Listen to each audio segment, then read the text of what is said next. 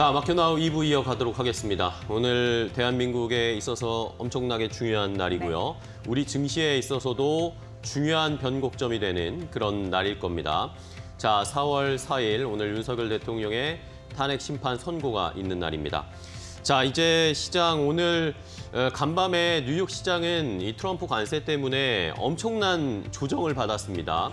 많은 종목들, M7 종목뿐만 아니라 나스닥 지수 자체가 엄청나게 빠지는 양상이었는데, 자, 이런 관세를 어제 우리 시장이 잘 선방하면서 소화해냈고, 오늘 이 윤석열 대통령의 탄핵 심판 결과 또 잘 소화해내면 우리 시장이 한 단계 좀 레벨업되고 이제는 조금 안정을 찾을 수 있을 것이란 그런 기대를 할 수 있는 날입니다. 오늘 저희가 특집으로 준비를 했습니다. 뭐 관세, 탄핵, 여러 가지 이슈들 오늘 한번 다 다뤄보면서 실시간으로 시장의 반응을 좀 알아봐야겠죠. 네, 운명의 결과가 잠시 후에 발표됩니다. 11시에 헌법재판소에서 윤석열 대통령 탄핵 선고 관련해서 심판을 내놓게 됩니다. 그에 따라 시장이 변동성이 좀 클 수도 있고 그거는 가봐야 되는데 저희가 시장 상황 생생히 중계를 해드리도록 하겠습니다. 네. 자, 오늘 특집으로 준비한 마켓나우 2부 함께 이야기 나눠보도록 하겠습니다. 이제 시장을 먼저 움직이고 있는 업종이나 종목 이슈들 확인해 보면서 오늘 시장이 어떻게 출발하고 있는지 함께 확인해 보도록 하겠습니다. 자, 이슈 브리핑 오늘도 함께 싱크풀을 통해서 확인해 보겠습니다. 자, 오늘 시장이 지금 보시는 것처럼 싱크풀의 모습을 딱 보시면 오늘의 어떤 날이다라는 걸 그대로 느끼실 겁니다. 오늘 잠시 후에 11시부터 윤석열 대통령의 탄핵 심판 선고가 있습니다. 헌법재판소의 결정을 기다리고 있는 상황인데 우리 시장이 출발할 때 9시 시장에서는 아무래도 미국의 관세 이야기 그리고 어제의 충격, 미국 시장이 어제 급락한 양상 이런 것들 때문에 출발 상황은 좋지가 않았습니다. 그런데 코스피가 낙폭을 지금 줄여나가고 있고요. 코스닥 지수는 오히려 상승으로 전환됐습니다. 이러면서 시장에서는 이제 오늘 있을 잠시 후에 이제 1시간 정도 뒤에 있을 윤석열 대통령의 탄핵 심판에 온통 집중되어 있는 상황입니다. 관심이 이곳에 모두 쏠려 있고 지금 뭐 우리나라 전국의 전 국민들이 아마 관심을 가지고 계실 거란 생각이 듭니다. 정치인 테마 관련된 종목들이 시장에서 일단은 출렁거리고 있습니다. 계속해서 이것은 변동성을 확인하면서 저희가 대응을 해야 된다는 것은 잘 살펴드려야 되겠고요. 과거에 우리가 박근혜 대통령 탄핵 심판 때 그 추억을 떠올려 보면, 기억을 떠올려 보면 그 당시에 문재인 전 대통령의 관련된 테마주들이 그 전까지 계속 오르다가 탄핵 선고가 인용이 되고 나서 급락하는 양상들이 나왔습니다. 이런 것들을 잘 떠올려 보신다면 오늘 어떻게 대응해야 할지가 약간의 힌트가 나올 겁니다. 물론 다른 경우가 발생할 수도 있습니다. 그런데 이것에 어쨌든 변동성이 심할 수 있다는 것은 살펴보셔야 되겠고요. 자, 이외에도 많은 종목들, 업종들이 또 상승으로 전환을 하고 있습니다. 일단은 2차 전지 관련된 종목들이 어제까지 엄청난 조정을 받았는데 오늘 2차 전지 관련된 종목들의 반발 매수가 강하게 들어오고 있습니다. 최근에 수급창을 보니까 외국인들은 또 2차 전지를 매수하고 있는 상황인데 그동안 많이 낮아졌고 조정을 받았던 2차 전지 관련된 종목들이 오늘은 반등세를 나타내면서 앞으로의 추세가 변할 수 있을지 관심이 가는 대목이고요. 자, 이외에도 저출산, 그리고 원전 이런 것들이 시장에서 많이 관심을 받고 있는 상황이고 방산조선은 여전히 오늘도 좋은 모습을 나타내고 있는 상황. 반도체는 좀 좋지 않습니다. 간밤에 뉴욕 증시에서 엔비디아를 포함해서 칩 관련 종목들이 일제히 떨어지는 모습이었고 마이크론 테크놀로지가 무려 16%가 급락했습니다. 엔비디아도 꽤나 큰 낙폭을 보였고요. 이러다 보니까 우리 시장도 반도체 관련된 종목들의 주가 흐름은 그닥 좋지 않은 상황입니다. 반면에 다른 업종들이 상승세를 나타내고 있는데 게임이라든지 콘텐츠, 엔터, 화장품 이런 것들이 오늘 좀 올라갑니다. 미디어도 포함해서요. 자, 한한령 해제 이런 이야기도 나오고 있지만 관세 충격을 어제 시장이 받지 않았습니까? 그런데 관세에서 자유로운 업종을 또 찾을 수밖에 없는 상황이 됐죠. 그런 상황이 펼쳐졌기 때문에 이런 것들 콘텐츠나 엔터 이런 것들이 역시 우리 시장에서는 경쟁력이 있는 상황이고 그런데 관세에서는 자유롭고 중국의 문이 열릴 수 있다라는 가능성들 때문에 부각을 받고 있는 상황입니다. 자, 모듈러 주택은 경북 지역의 화재 산불 이후에 모듈러 주택을 보급하겠다 이런 이슈 때문에 또다시 관심을 갖고 있는 상황이고 우크라이나 재건도 마찬가지로 비슷한 양상으로 상승세가 나타나고 있는 상황입니다.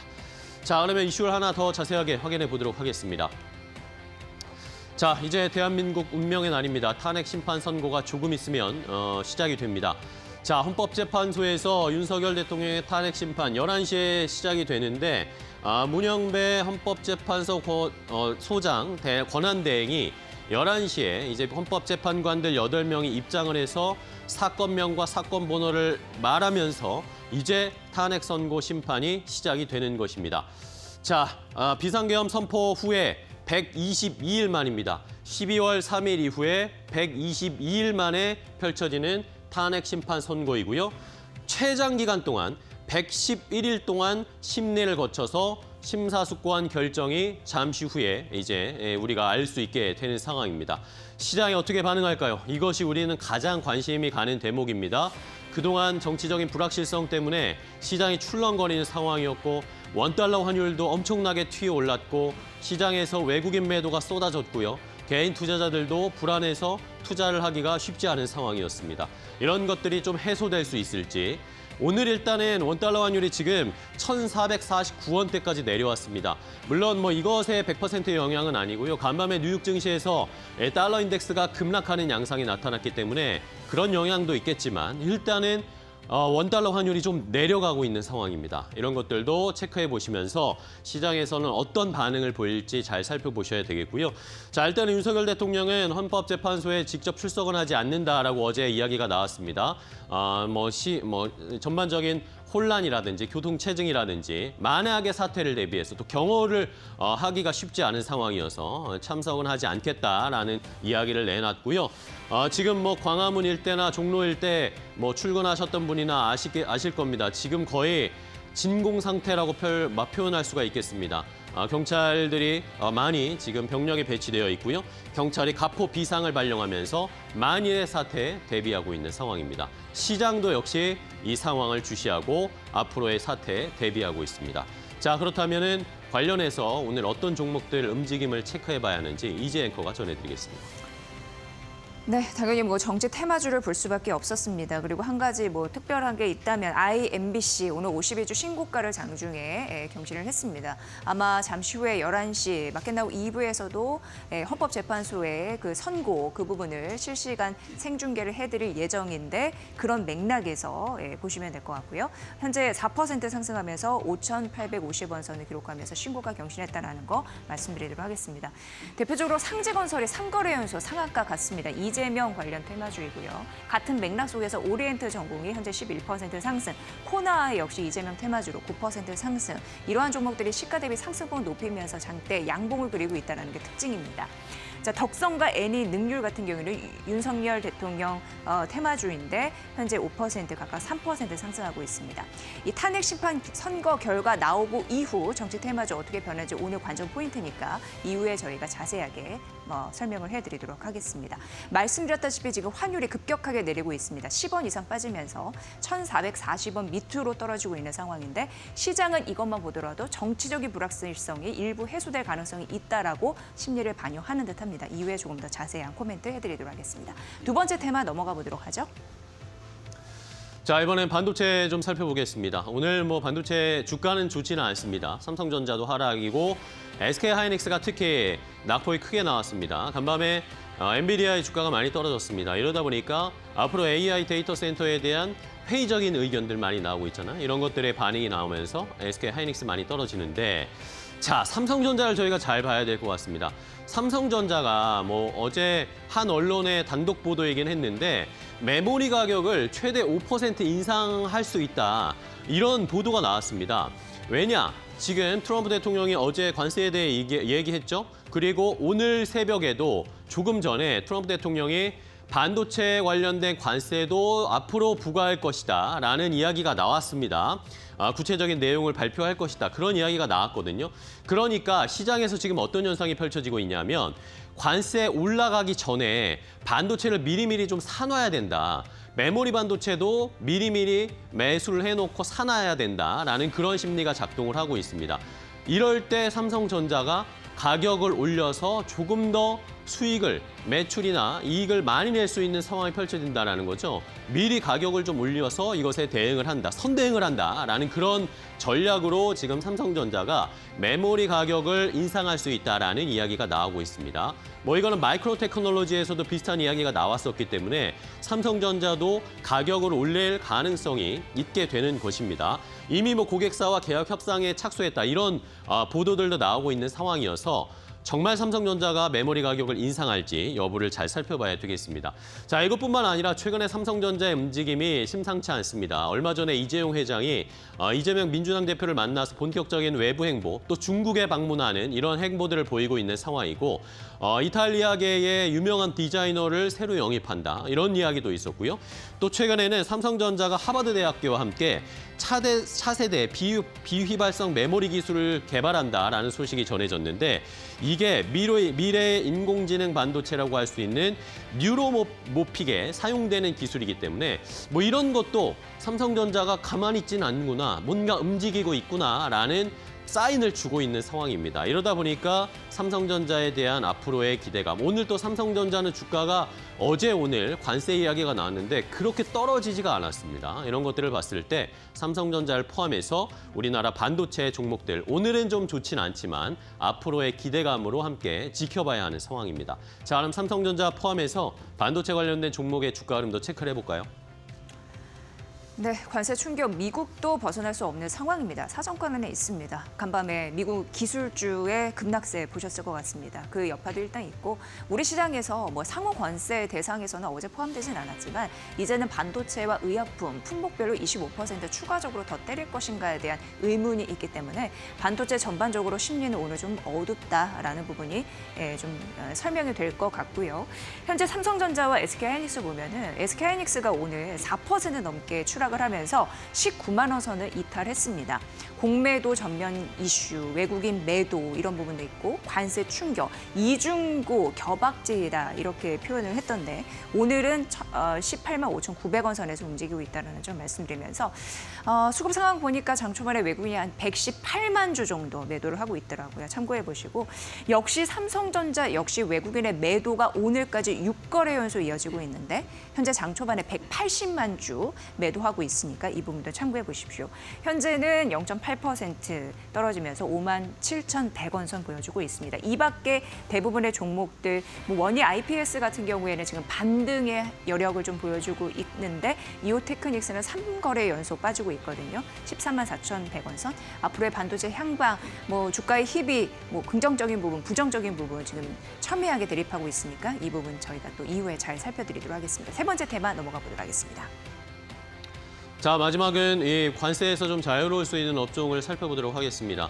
엔터주를 살펴볼 텐데요. 앞서서도 얘기해 드렸지만 컨텐츠, 엔터, 뭐 화장품 이런 것들이 그나마 관세에서 좀 자유로울 수 있다라는 그런 평가들을 받고 있습니다. 특히 엔터주는 뭐 트럼프 대통령 당선될 때부터 그런 이야기 많이 나왔잖아요. 특히 미국의 관세 폭격에서 자유로울 수 있는 업종, 관세 무풍지대가 엔터주일 거다라는 의견. 그런 것들이 계속 부각을 받고 있고요. 실제 트럼프 대통령이 관세를 부과하겠다라는 이야기가 나오니까 조금 더 엔터 쪽에 저희가 시선이 쏠릴 수밖에 없는 상황입니다.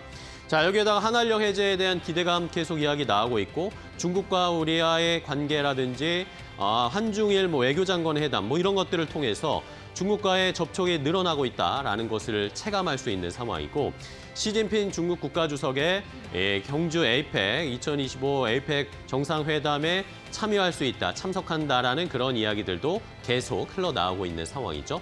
자, 여기에다가 간밤 어제였습니다. 이건 뭐 개별적인 이슈이긴 한데 배우 이정재 그리고 정우성 씨가 중국을 방문했는데 중국의 뭐 배우들을 만나는 그런 약속도 있었지만 알리바바를 찾았대요. 여러분들 잘 아시죠? 중국의 그 유명한 엔터테인먼트 회사도 하고 있고 유명한 IT 기업이라고 할 수 있는 알리바바 계열의 엔터 업체를 찾아서 뭔가 협력을 하지 않을까라는 그런 기대감도 형성이 됐습니다.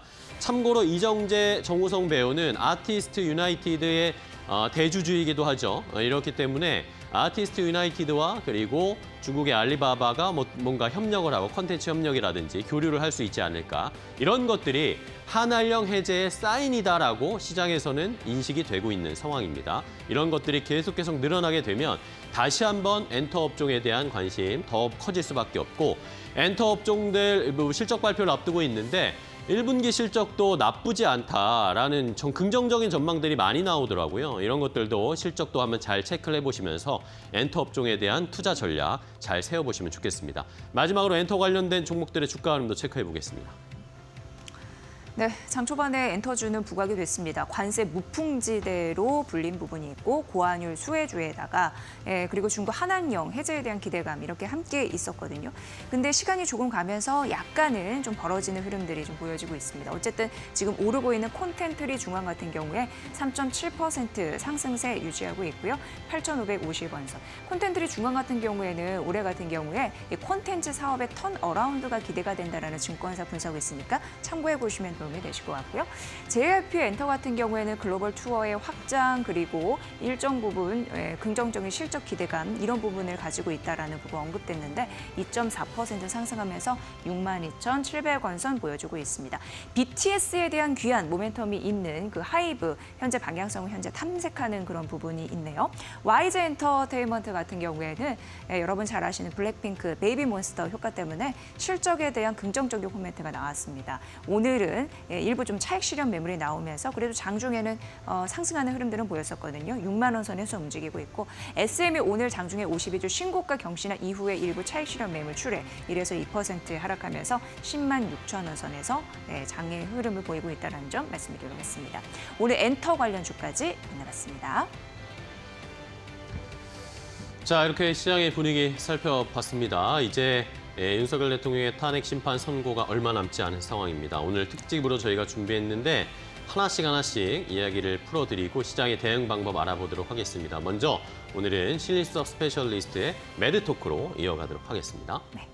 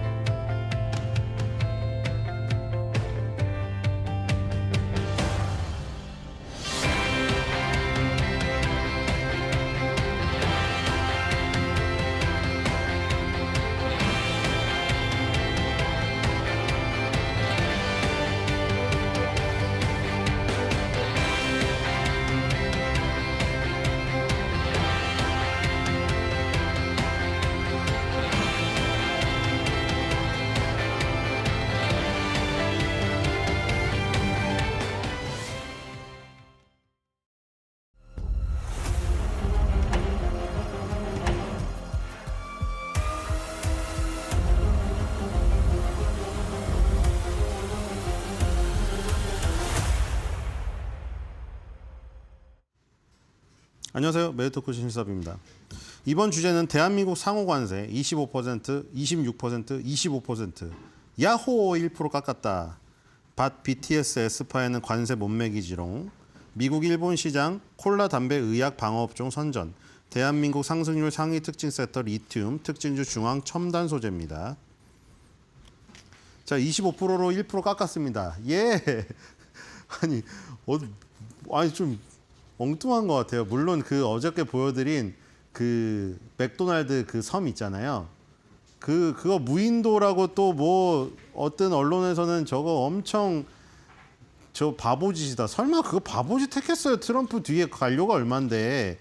그래서 그 얘기가 있더라고요. 거기 페이퍼 컴퍼니 설치한 다음에 왜냐면 예를 들어 관세를 지금 185개국에 다 매겨버렸잖아요. 그러면 이제 그 섬 같은 데로 뺄 수 있잖아요. 이상한 무인도 구에다가 거기다 페이퍼 컴퍼니 설치한 다음에 거기서 그러니까 페이퍼 컴퓨터 설치하는 게 서류상으로만 존재하는 거죠. 거기 설치를 안 하죠. 무인도인데 그 펭귄들만 사는데 거기서 수출되는 걸로 하는 거예요. 그럼 무관세일 거 아니에요. 무관세.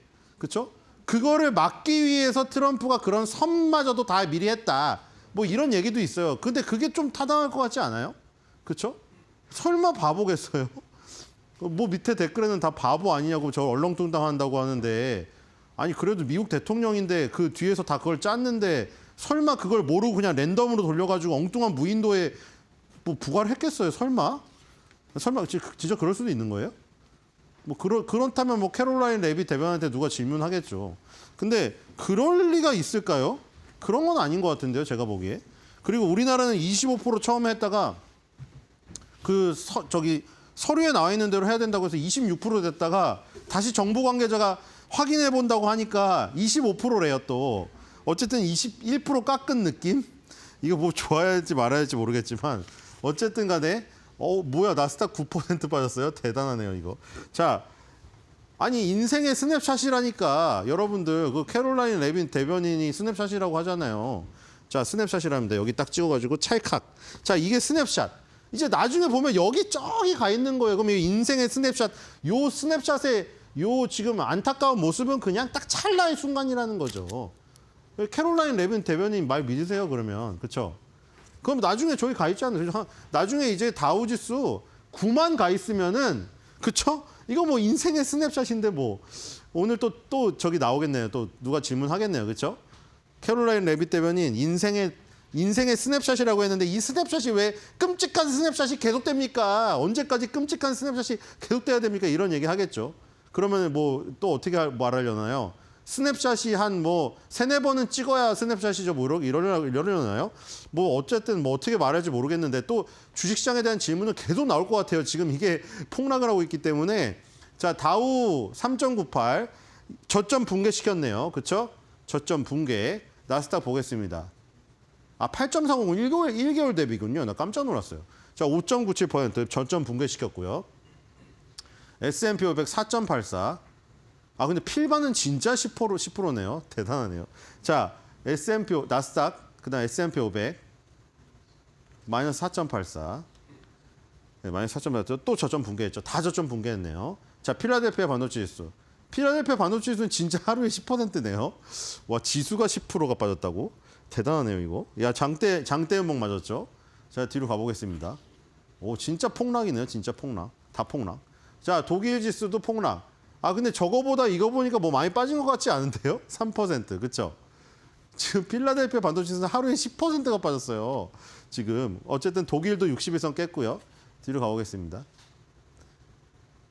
지금 계속 얘기하는 게 참 그런 게 있어요. 뭐 아니 독일 차를 사지 미국 차를 안 산다고 제가 말씀을 드렸잖아요. 사람들이 독일 차를 사지 미국 차 솔직히 안 사잖아요. 뚱뚱하고 연비 많이 드는데 누가 사겠어요. 그러니까 일단 차의 품질을 높인 다음에 그 얘기를 해야죠. 저기 그 관세를 뭐 저기 독일 차에 부과한다고 그래도 독일 차 살걸요? 이탈리아 차 사고. 그리고 지금 브라질도 보겠습니다. 사실 여기는 사실 무풍지대예요. 그렇죠? 별 거의 움직임이 0.04면은 그쵸? 0.04예요. 이 상황에서 거의 변화가 없죠. 뒤로 가보겠습니다. 자, 인도는 올랐네요. 인도도 약보합이군요. 0.42. 뭐 거의 변동이 없다고. 그래도 어쨌든 양봉이네요. 뒤로 가보겠습니다. 약보합 별로 움직임이 없었고 상해 심천도 별로 움직임이 없죠. 그렇죠? 0.24. 뒤로 가보겠습니다. 이거는 약간 여기는 딴 세상이에요. 브라질, 인도, 상해 심천은 이 어떤 제3의 그 어떤 공간에서 움직이는 듯한 이것도 뭐 1.10 정도고요. 뒤로 가보겠습니다. 다 그 기술주 위주로 빠진 거예요, 지금. 자, 근데 이제 자동차 위주인 쪽도 빠졌죠. 직격탄. 일본 자동차가 직격탄을 맞아가지고 와, 이거 완전히 그냥 고드름이 몇 개가 떨어졌습니까, 지금? 갭이 몇 개예요, 지금? 1갭, 2갭, 3갭, 4갭이 나와버렸네요. 뒤로 가보겠습니다. 구멍이 4개가 나왔어요. 자, 지금 대만은 반등을 일단 하긴 했는데, 그쵸? 반등을 하긴 했네요, 대만은 그래도. 뒤로 가보겠습니다. 자, 우리나라도 반등은 하긴 하네요. 그쵸? 와, 근데 밑에서 이제 내리 꽂았고, 2월달 저점까지 갔어요. 그쵸? 2월달 저점 깼네요, 장중에. 뒤로 가보겠습니다. 자, 코스닥도 이미 다 깨가지고 그렇죠. 2월달 저점은 이미 깼고 더 밑으로 갔죠. 뒤로 가보겠습니다. 근데 원달러 환율이 같이 떨어지네요. 그렇죠? 달러 가치가 같이 급락을 하고 있습니다. 달러 가치가 안 오르고. 자, 뒤로 가볼게요. 유가도 급락을 했습니다. 그냥 모든 자산이 그냥 다 급락했네요. 그렇죠? 안 내린 자산이 없군요. 자, 일단 유가도 장대 연봉 맞으면서 다시 70달러를 붕괴시켰습니다. 자, 뒤로 가볼게요. 자, 외국인이 오늘 또 3,500억 팔고 있군요. 코스닥은 300억으로 상대적으로 적게 팔고 있고요. 뒤로 가보겠습니다. 외국인의 매도세가 상당히 거셉니다, 지금. 야, 6,400억 원, 1조 5천억 원, 3,900억, 7,200억 원, 1조 3천억 원, 또 3,500억 원, 오늘도 한 7천억 원 팔겠군요. 외국인 매도세 어마어마합니다. 자, 뒤로 가보겠습니다. 차 완전히 이거 무슨 애플 9%는 오랜만에 브로드컴 11%대. 야, 유일하게 20위안에서 유나이티드 헬스그룹 3.30% 올랐습니다. 뒤로 가보겠습니다. 기술주는 완전히 다 거의 저기 됐군요. 자, 지금 일본은 NTT 도코모랑 주가의 제약 역시 방어주가 플러스입니다. 뒤로 가보겠습니다. 대만은 역시 플러스가 많네요. 대만은 그렇죠? TSMC, 홍하이프 대만은 이거 안 했군요. 대만이 그래서 안 해서 그렇구나. 지금 착각했습니다. 그렇죠? 오늘은 특별한 날이어서 대만을 할 시간이 없습니다. 그렇죠? 대만은 늦게 나와요. 우리랑 시차가 1시간이었죠. 자, 미국의 특징주입니다. 코카콜라랑 필립 모리스 인터내셔널. 자, 차트가 똑같죠. 자, 이런 종목이 오른단 말이죠. 그렇죠? 어제 코카콜라랑 필립 모리스 갖고 계신 분들은 행복하셨을걸요. 자, 코카콜라 필립 모리스 올랐고요. 그다음에 이런 얘기가 미리 있었죠. 트럼프 대통령이 글로벌 10%의 보편 관세. 처음에 10%라고 다 좋아했죠. 10%로 좋아했지만 그건 베이스였어요. 자, 그래서 담배 섹터가 가지는 방어적인 특징과 낮은 변동성이 주목받을 것이다. 역시 담배 섹터. 그러면서 대표적인 게 3개가 있잖아요. 알트리아, 브리티시 아메리칸 토바코, 필립 모리스가 있는데 필립 모리스 인터내셔널 어제 강세요. 3.70 강세였고요. 코카콜라도 3%대 강세였습니다. 자, 뒤로 가보겠습니다. 자, 제가 미리 중용의 자세를 말씀드리지 않습니까, 사실? 너무 테슬라, 엔비디아 이런 쪽으로 몰렸기 때문에 버크셔 해서웨이랑 워렌 버핏을 맨날 투자자가 저기 해야 돼, 본받아야 될 사람으로 얘긴 하지만 정작 그거에 해당되는 투자하는 사람은 거의 없다고 말씀드렸잖아요. 그럼 좀 중용의 자세를 해야 된다고 미리 했는데 결국 터져버렸죠. 결국에 또 얘기가 나오는 건 버피동이 옳았네. 근데 버피동이 옳았네 하면서도 사실 손은 어디로 나가요? 테슬라로 나가요. 뭐 어쩔 수 없죠. 그 사람이니까. 그렇죠? 귀주모테주 오량액 일단 양봉이 나왔습니다. 그리고 귀주모테주 실적이 나왔군요. 2023년도 실적이 나왔습니다. 매출 1,708.99위안으로 2023년도 대비해서 15.71 정도 71% 증가했고요. 순이익도 862.28억 위안으로 15.38% 증가했습니다. 실적이 상당히 좋네요. 2024년이. 그러면 2023년도 실적이 좋았는데 주가가 빠졌다는 얘기잖아요. 그렇죠? 지금 실적은 굉장히 좋은 상황이다. 자, 뒤로 가보겠습니다. 자, CATL이 무너지네요. 그리고 BRD도 21선 꺾였죠. 지금 이슈가 하나 발생됐거든요.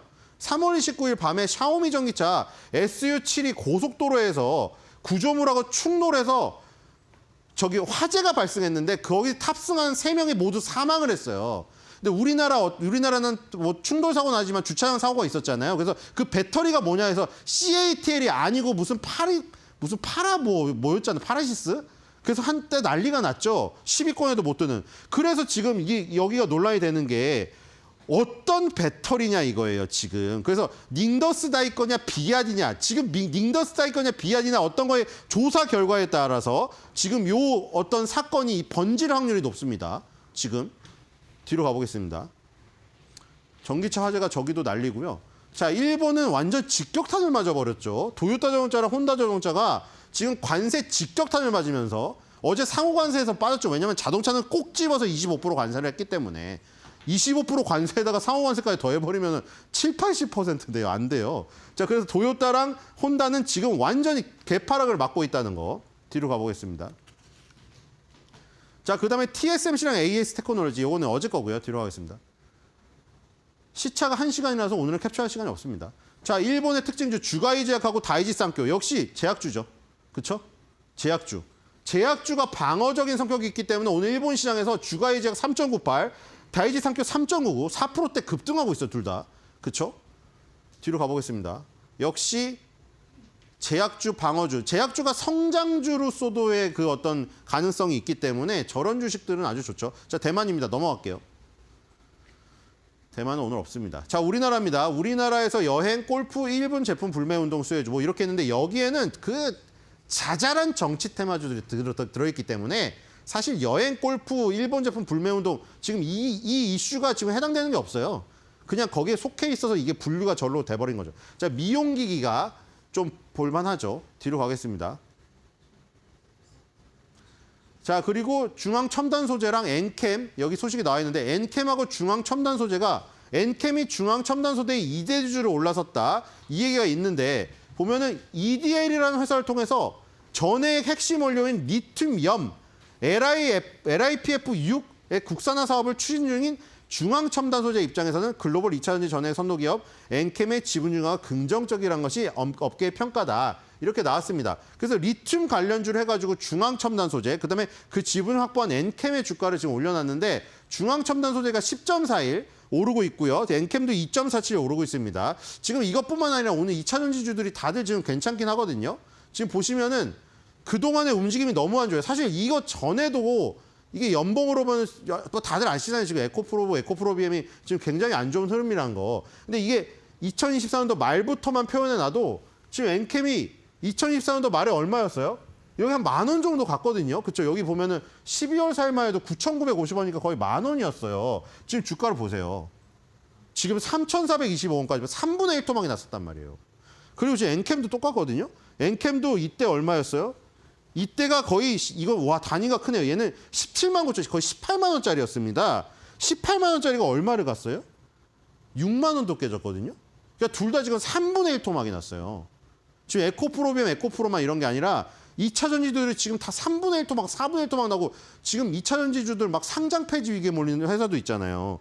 그래가지고 지금 이제 완전히 밑으로 갔다가 지금 오르는 게 또 반전의 모습이죠. 왜냐면 어제 테슬라 급락했죠. 그리고 아까 샤오미 전기차 그 화재 이슈 때문에 CATL이랑 BYD도 안 좋죠. 그러니까 지금 세계에서 1등하는 세계 전기차 1등 테슬라, 이 전지 1등 CATL 이게 다 무너지고 있는데 오히려 우리나라는 반등하는. 그러니까 지금 이게 오히려 청개구리가 돼버린 거죠. 그러니까 별로 좋지가 않은 거죠. 차라리 테슬라가 가고 2차전지 CATL이 갈 때 같이 가고 그리고 지금 떨어질 때 떨어지면은 사실 그거는 많이 벌어놨다는 거거든요. 테슬라 CATL 상당히 많이 올랐잖아요. 근데 테슬라 CATL 갈 때 얘는 3분의 1 토막이 났다가 이제 기술적 반등하는 거라 사실 이걸 기뻐해야 될지 말아야 될지 사실 모르겠습니다. 어쨌든 간에 오늘 뭐 오르는 것이 뭐 기술적 반등이 조금 이어졌으면 좋겠지만 사실 요거를 생각하시면 안 됩니다. 이거 상가격 생각하시면 이거 못 팔아요. 그렇죠? 이거 10,000원하고 18만 원 생각하고 있어봐요. 그러면 요거를 여기서 5,000원에서 10,000원을 가려면 2배가 나와야 되고 지금 이게 6만 원에서 18만 원 가려면 3배가 나와야 되는데 이 본전 가격 생각하시면요. 절대 못 합니다. 그러니까 본전 가격을 절대 생각하지 마시고 이 지금 기술적 반등이 내가 산 가격까지 간다고 뭐 보장하고 그걸 하지 마세요. 한 치 앞도 못 내다보는데 이거를 막 1년, 2년, 3년, 5년을 내다보고 저기 위로 가겠지 하고 그렇게 판단을 하는 것 자체가 제가 무리한 지금 상황입니다. 그래서 그거를 생각해 보시길 바라고요. 그래서 3대 주주였던 엔캠이 최대 주주가 된 부분이 아까 EDL 통해서 뭐 리튬이온 국산화 사업하는데 중앙첨단 소재 입장에서는 좋다. 이 얘기 때문에 올랐다. 이렇게 보시면 될 것 같습니다. 자, 좀 더 아까 이 얘기를 이어가 보면은 아까 전에 제가 캡처를 중앙첨단에서 속한 리튬을 해야 되는데 미용 의료기기를 해놨잖아요. 사실 제목에 그거를 붙여놨습니다. 그래서 지금 요 미용 의료기기 섹터도 굉장히 좋고요. 그 다음에 이제 아까 전에 붙여놓은 것 중에 이런 게 있죠. BTS S파에는 관세 못 매기지롱. 이게 무슨 얘기냐면은 자, 이 무형의 자산입니다. 자, 지금 관세를 부과하는 것들은 뭐예요? 자동차, 알루미늄, 철강 이렇게 만질 수 있는 상품에 해당되고 있습니다. 그러니까 무형 자산은 매기기가 어렵기 때문이죠. 자, 예를 들어서 자, 발라드 음악은 그동안 우리 발라드 음악이 들어와가지고 미국의 랩에 대한 그 방해를 했다. 근데 우리 미국은 친절하기 때문에 너네가 랩에 관세를 50% 매겼으니까 너네 K 발라드에는 25%만 매길게. 우리 미국인들 친절하지? 이렇게 할 수가 없다는 얘기예요. 그리고 더군다나 그 발라드라는 곡 장르도 그렇지만 가수를 찝어서 할 수도 없어요. 자, 에스파는 그동안 우리나라 가수 그란데를 지금 레이디 가가를 계속해서 침해를 했으니 레이디 가가에 너네가 관세를 60% 부과하니까 우리는 에스파에다가 30% 관세를 부과할게. 이렇게 할 수가 없단 말이에요. 그러니까 지금 여기가 관세 무풍지대란 얘기입니다. 그리고 약도 지금 뒤로 밀었고 그다음에 아까 전에 방어주인 콜라와 담배 주가가 오르는 걸 보셨죠? 이 모든 거를 종합해서 한 줄 매도평을 준비했습니다. 자, 이렇게 떨어지는데 관세 무풍지대에서 오르는 것이나 주식시장이 급락해서 방어업종이 오르는 거. 자, 이런 것들만 종합해서 우리가 갖고 있다면 지금 시장에 또 이겨낼 수 있겠죠. 에스파의 블랙 맘바를 들으며 약 먹고 제로 콜라 한 잔 시원하게 들이켜.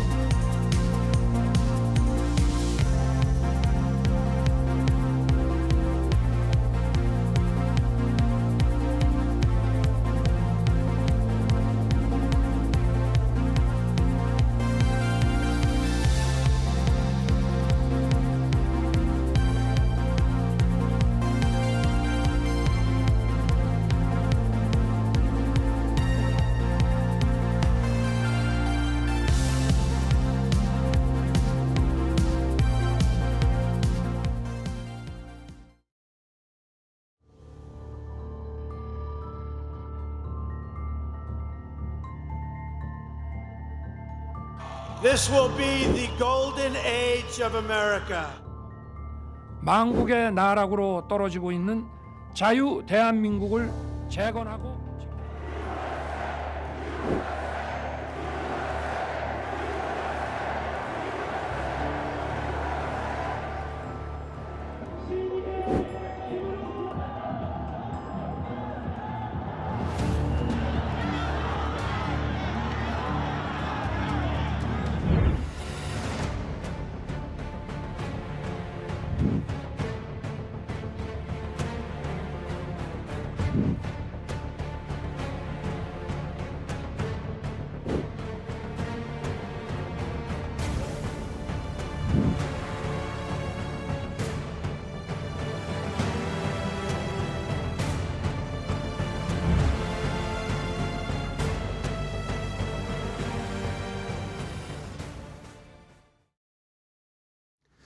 자, 마켓나우 2부와 함께하고 계십니다. 오늘은 저희가 앞서서 영상을 보셨겠지만 정말 경랑 속에 있는 상황입니다. 미국은 트럼프 대통령이 관세를 전방위적으로 부과하고 있고 우리나라에서는 아직도 정치적인 불확실성 때문에 명확한 앞으로의 방향성이 보이지 않는 상황입니다.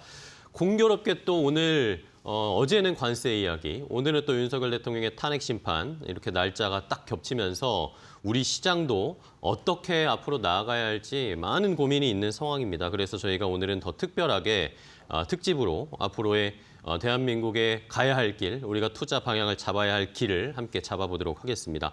오늘 두 분과 함께 이야기를 나누겠습니다.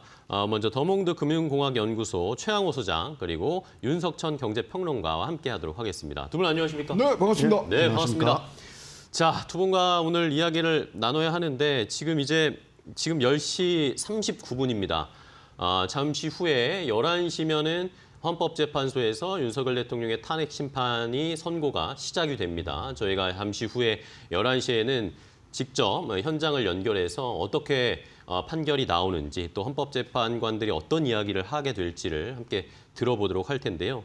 그 전에 두 분과 또 뭐 시장에 대한 이야기를 나눠보겠습니다. 참 공교롭습니다. 저도 어제 방송을 준비하는데 과거에 제가 박근혜 전 대통령 탄핵 때도 이 시간에 방송을 했었고 또 그리고 트럼프 대통령이 취임하는 것도 그때 겪었는데 이게 8년 뒤에 다시 또 재현될 줄은 꿈에도 몰랐습니다. 일단은 뭐 트럼프 대통령의 이 관세와 관련해서 좀 이야기를 해야겠죠. 어제 뉴욕 시장이 급락을 했습니다. 엄청나게 큰 충격을 받으면서 떨어졌는데 자, 일단은 뭐 메간토급 상호 관세 발표했다. 우리에게도 영향이 어느 정도에 될지 많은 분석 기사들이나 전문가들의 의견들이 있었는데 자, 일단은 이 미국의 글로벌 통상 전쟁 본격화되는 거라고 봐야 되는 건지 어제 관세 정책 보시고 최영호 소장님은 어떻게 느끼셨어요? 아니 월스트리트저널에서 헤드라인으로 뽑은 게 정확히 맞는 것 같습니다. 역사상 가장 어리석은 무역 전쟁이 시작됐다. 그런가요? 네, 이걸로 해서 이제 관세들을 높이니까 지금 미국의 관세 평균율이 지금 30%까지 올라갔거든요. 네. 그러면 우리가 뭐 경기 후퇴는 눈에 보이는 일들이 명확 관화해졌고요. 그럼에도 불구하고 지금 트럼프가 원하는 거는 뭐냐면 다른 게 아니라 다자 자유무역 체제에서 이제 양자 간 관리 무역 체제로 가겠다는 표시를 했고요. 저는 개인적으로는 가장 뼈 아팠다고 생각하는 게 지금 모든 그 자유무역 협정을 맺은 나라들까지도 다 지금 보복 이 상호 관세를 했는데 상호 관세 퍼센테이지에서 FTA를 미국과 맺은 나라 중에 우리나라가 제일 커요. 그런가요? 네. 다른 나라들은 그나마 이게 좀 좁혀졌는데 좀 내려왔는데 우리나라는 그냥 바로 25%를 지금 25%, 26% 얘기 많습니다만 하여튼 25%를 지금 했고요. 그러면 우리가 왜 그 힘들어서 FTA를 거기다 맺었는지 그리고 70년 넘는 동맹이라 그러는데 그것이 진짜 무색해질 정도의 그런 부분들은 굉장히 지금 아프게 나오는데 자, 그럼에도 또 빛이 보인 거는 선관세 부과를 하고 후 협상할 수 있는 여지들을 지금 계속 얘기를 하고 있거든요. 자, 게임은 지금부터라고 생각을 합니다. 네.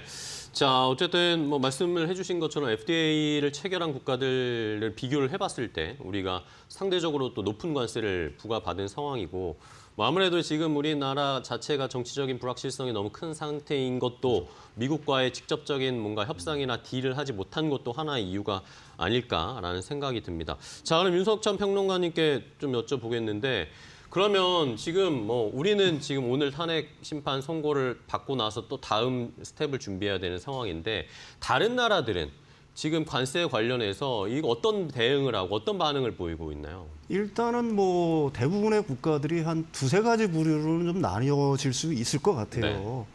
이제 첫 번째는 이제 강원을 갖다가 병용하고 있는 보통 국가들이 있죠. 네. 그 EU라든지 가령 캐나다라든지 중국 같은 경우에는 같이 이제 보복 관세를 부과하면서 네네네. 한편으로는 또 이제 관세 인하라든지 어떤 협상의 어떤 출구 이런 걸 갖다가 찾으려고 하는 노력들을 갖다가 보이고는 있어요. 두 번째로는 이제 사실은 공동 대응, 어떤 연대의 움직임을 갖다가 표하고 있는 국가들이 있죠. 가령 EU라든지 아니면 아세안이라든지. 그렇지만 그 내면을 갖다가 곰곰이 돌아보면은 거기에 속한 나라들 가운데서도 사실은 그 입장 차이에 의해 가지고 서로 간의 어떤 이해관계에 따라 좀 갈리는 측면이 있어요. 네. EU 같은 경우에는 프랑스는 이제 강경 대응을 주문하지만 독일은 약간 유화적인 태도를 보이고 있는 거고요. 아세안 국가들도 역시 일단 공동 대응을 갖다가 주장을 하고 있지만은 사실은 각계 대응 이런 형식으로 이제 나눠질 수가 있겠죠. 그리고 이제 마지막으로는 이제 일본, 대만, 인도와 같이 좀 선제적으로 좀 가령 관세를 갖다가 인하한다거나 미국에 좀 투자를 갖다가 대폭적으로 한다거나 이런 어떤 유화적인 어떤 제스처를 취하는 국가들이 사실은 있습니다. 근데 중요한 거는 사실 이게 각국 간의 대응 현재 단계에서 그거는 거의 의미가 없다라고 봐요. 그래요? 사실은 지금 트럼프를 움직일 수 있는 거는 사실은 미국의 트럼프의 참모진도 저는 개인적으로는 트럼프를 움직일 수 없다고 생각합니다. 사실 우리나라 산업부 장관이 두 차례에 가서 로트릭 상부장관하고 회담을 했지만 우리 입장을 잘 알고 있잖아요. 근데 그게 트럼프까지는 사실은 가진 못했다라고 생각합니다. 지금 트럼프를 움직일 수 있는 동력은 역설적이지만 사실은 미국 주식시장의 어떤 지금 같은 어떤 급락세 이게 지금 서학개미들한테는 좀 약간 죄송한 말씀이지만 사실 트럼프 대통령 같은 경우는 시장에 신경을 안 쓴다고 하지만 의외로 시장에 신경을 굉장히 많이 쓰는 그럼요. 사람입니다. 예. 그다음에 이제 미국 국민들의 어떤 보물같이 일어나는 어떤 불만들 사실 이런 것들만이 지금 트럼프 대통령을 단기적으로는 사실 움직일 수 있는 동인이지 그 외에 지금 뭐 나머지 국가들의 어떤 대응 뭐 이런 것들은 사실 단기적인 어떤 효과를 거두기는 상당히 어렵지 않나 이렇게 생각을 합니다. 그러면 최근에 우리나라, 뭐 중국, 일본 뭐 이렇게 뭐 뭔가 협력을 하려는 움직임들도 보이고 있는데 이것도 네네네. 뭐 크게 효과는 보기 힘들다. 단기적으로는 사실 그렇다는 얘기죠. 네네. 그렇지만 이제 사실 우리나라는 저는 이제 대응 정책은 뻔하다고 봐요. 우리나라도 역시 강원 정책을 갖다가 병행했어야 되는데 강한 정책이라는 건 결국 연대거든요. 네. 뭐 한중 일 간의 연대 아니면 더 나아가서 뭐 이 아시아권과 아니면 EU와의 어떤 연대 네. 거기에 뭐 캐나다도 포함이 될 수가 있겠죠. 뭐 이런 연대 움직임을 보이면서 한편으로는 우리가 제시할 수 있는 건 제시하면서요. 뭐 이런 어떤 강원 작전을 갖다가 그 구사할 필요는 있겠죠. 그렇지만 그게 단기적인 해법은 절대로 안 될 거라고 봅니다. 그게 효과를 발휘하려고 하게 되면은 적어도 미국 내의 어떤 분위기들이 점점 무르익어서 트럼프가 어느 정도의 어떤 양보의 어떤 틀을 갖다가 세울 때 그때는 이제 어느 정도 효과가 있을 수가 있겠죠. 네. 예. 알겠습니다. 근데 하나 네. 뚜렷하게 보이는 건 말이죠. 네. 이번에 보면 베트남이 46% 관세 네. 나왔어요. 근데 캄보디아가 뭐 49%까지 가는 거 보면은 한국도 이렇게 크게 맞을 이유가 없는데 결국 행간에서 나오는 거는 뭐냐면은 중국의 우회 수출로까지 다 막는다는 거죠. 아, 그렇죠. 그게 사실은 우리한테 제일 큰 지금 뭐 어떤 백파이어로 지금 돌아오고 있고요. 그 부분을 하다 보니까 지금 EU하고 중국하고 지금 싸우는 거거든요. 네네. 거기서 일단은 중국의 기세를 꺾는 차원에서 캄보디아 49%, 그다음 베트남 46%, 우리나라 25%.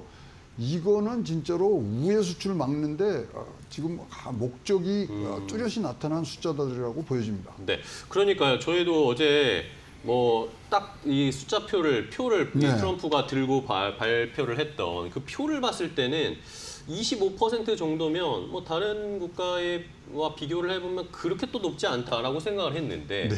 막상 들여다보니까 이 소장님이 말씀해주신 것처럼 베트남이라든지 우리 뭐 삼성전자도 그렇죠, 다 베트남에 있죠. 뭐 제작하는 게 너무나 많고 LG전자도 이 동남아 쪽에서 공장 지어서 수출하는 게 많은데 그런 걸 따지면은 피해가 생각보다 더 큰 것 같이 아니 느껴지더라고요. 호주, 칠레, 멕시코 이런 데는요. 뭐 이 FTA가 맺어져 있잖아요. 네. 그 싱가포르까지 그러면 거기는 10% 줬단 말이에요. 그러니까요. 왜 우리한테 그걸 하고 우리 지금 뭐 관세 매긴다 그러는데 뭐 여러 가지 비관세적인 얘기들을 많이 해놓고서 그 관세 내는 시계는 비관세는 하나도 안 들어갔잖아요. 네.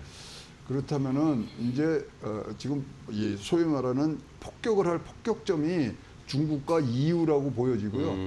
그것을 어떻게 이제 해야 되느냐. 그래서 뭐 현지 언론에서 얘기하는 거래 없는 거래다. 근데 이제 지금 계속 지금 측근들은 얘기가 불가하고 선불가하고 후협상하자 이러는데 진짜로 뭐 알 수 없는 지금 트럼프 정부라고 보고 있습니다. 네.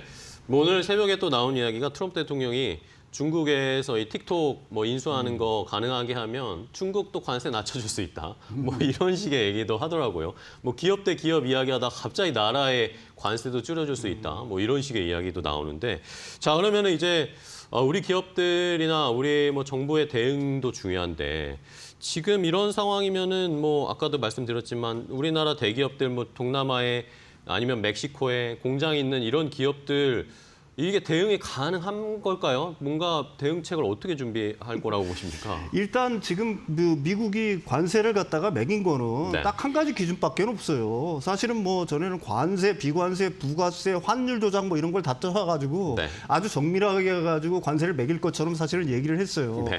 그렇지만 제가 생각하는 건 AI를 동원해도 상당한 기간 걸릴 일인데 이거 굉장히 단순합니다. 네. 미국의 무역 적자, 미국으로 들어오는 수입품에 얼마가 무역 적자인가. 그걸 갖다가 비율로 한 거예요. 거기서 50%딱 절하한 거예요. 잘라서, 예. 한국이 그래서 원래 50%인데 니들 그래 좋아. 우리가 50%또 줄여줄게. 그래서 25%가 된 거고요. 네. 딱 그 한 가지 원칙밖에 없어요. 여기에 그런가요? 무슨 뭐 대단한 무슨 뭐 진짜 다른 나라들의 어떤 관세, 비관세, 무슨 뭐 무역 장벽의 정도, 환율 뭐 이런 걸 봐가지고 한 게 네. 아니라요. 사실은 그렇게 해가지고 한 거고요. 지금 영국 같은 경우도 마찬가지잖아요. 네. 영국은 미국이 수출 흑자를 내는 나라입니다. 그러니까요. 예, 근데 이제 거기는 그래서 이제 최저관세인 보편관세 10%를 부과한 거예요. 여기에는 무슨 뭐 그러니까 그 무역 대표부의 어떤 정밀한 조사가 근거가 됐다기보다는 사실은 트럼프의 어떤 의지, 관세에 대한 어떤 신념, 뭐 그다음에 이제 트럼프 대통령의 어떤 캐릭터상 일단은 높게 사실은 해놓고 사실은 겁을 일단 점점 주고, 네. 겁을 일단 주고서 뭐 늘려가는 점점 내려가는 방식을 취하고 있는 거지 않습니까? 그러니까 우리나라의 대응 방식이라는 건 앞에도 사실은 제가 얘기했잖아요. 네. 이미 미국에 진출할 수 있는 기업들은 대부분 다 진출했어요. 영장이 있는 기업들은. 그렇죠. 근데 뭐 여기서 우리 그 아직도 진출하지 못한 기업들 같은 경우에는 사실은 역량 자체가 부족하기 때문에 미국에 진출을 못한 거거든요. 그러니까 결국은 이제 뭐 단기적으로 기업들의 대응 방식이라는 거는 미국에서 생산할 수 있는 기업들 같은 경우는 거기 생산량을 갖다가 늘리는 방식밖에는 사실은 네. 없겠죠. 그 다음에 똑같아요. 지금 뭐 가령 뭐 베트남에 46% 관세를 부과했는데 그 중에 이제 우리나라 휴대폰이 삼성전자의 휴대폰이 가장 큰 타격을 받을 수가 있겠죠. 네. 그렇지만은 그게 그렇다고 해서 그게 경쟁력이 없어지는 게 아니라 사실은 아이폰도 그 못지않는 타격을 지금 받을 수밖에 없지 않습니까? 그쵸. 중국에서 생산되고 뭐 대만에서 생산되고 하는 것들이니까요. 그러니까 결국은 궁극적으로는 저는 뭐 이렇게 생각을 합니다. 지금으로서는 사실은 한국의 어떤 개별 기업들로서는 사실은 대항할 수 있는 데는 굉장히 제한적이다. 네. 그리고 미국 대통령, 그러니까 트럼프 대통령의 상황으로 보게 되면은 그 밑에서 암만 실무진에서 어떤 협상을 한다고 해도 그 의미 자체가 없어요. 그쵸. 그 양반이 좋아하는 건 탑다운 탑다운이죠, 방식입니다. 결국은 한국의 리더십이 빨리 확정이 돼서요. 1대1로 만나가지고 대화를 해가지고 그쵸. 푸는 방법밖에 단판을 없어요. 씌워야죠. 지금 현재 상태로 해서는 우리로서는 그 대화의 자료를 만드는 거. 그런 날이 만남이 있을 때 대통령과 대통령과의 만남이 있을 때 우리의 밑바탕에 어떤 자료들을 갖다가 꾸준하게 모아가는 것들. 백데이터를 만들어내야죠. 백데이터를 만드는 네, 수준밖에는 대항할 수 있는 어떤 수단 자체가 없다. 이렇게 봐야 될 것 같아요. 네, 알겠습니다. 네네. 결론적으로는 뭐 어쨌든 빨리 오늘 탄핵 심판 이후에 빨리 리더십을 확고하게 세우는 게 중요한 상황입니다. 그렇다면 미국이 이제 앞으로 트럼프가 일단은 이렇게 트럼프 대통령이 관세를 매겼습니다. 다음 카드로 어떤 것들을 꺼낼까요? 이제 뭐 양자 간에 일단 협상 과정을 통하는데 네.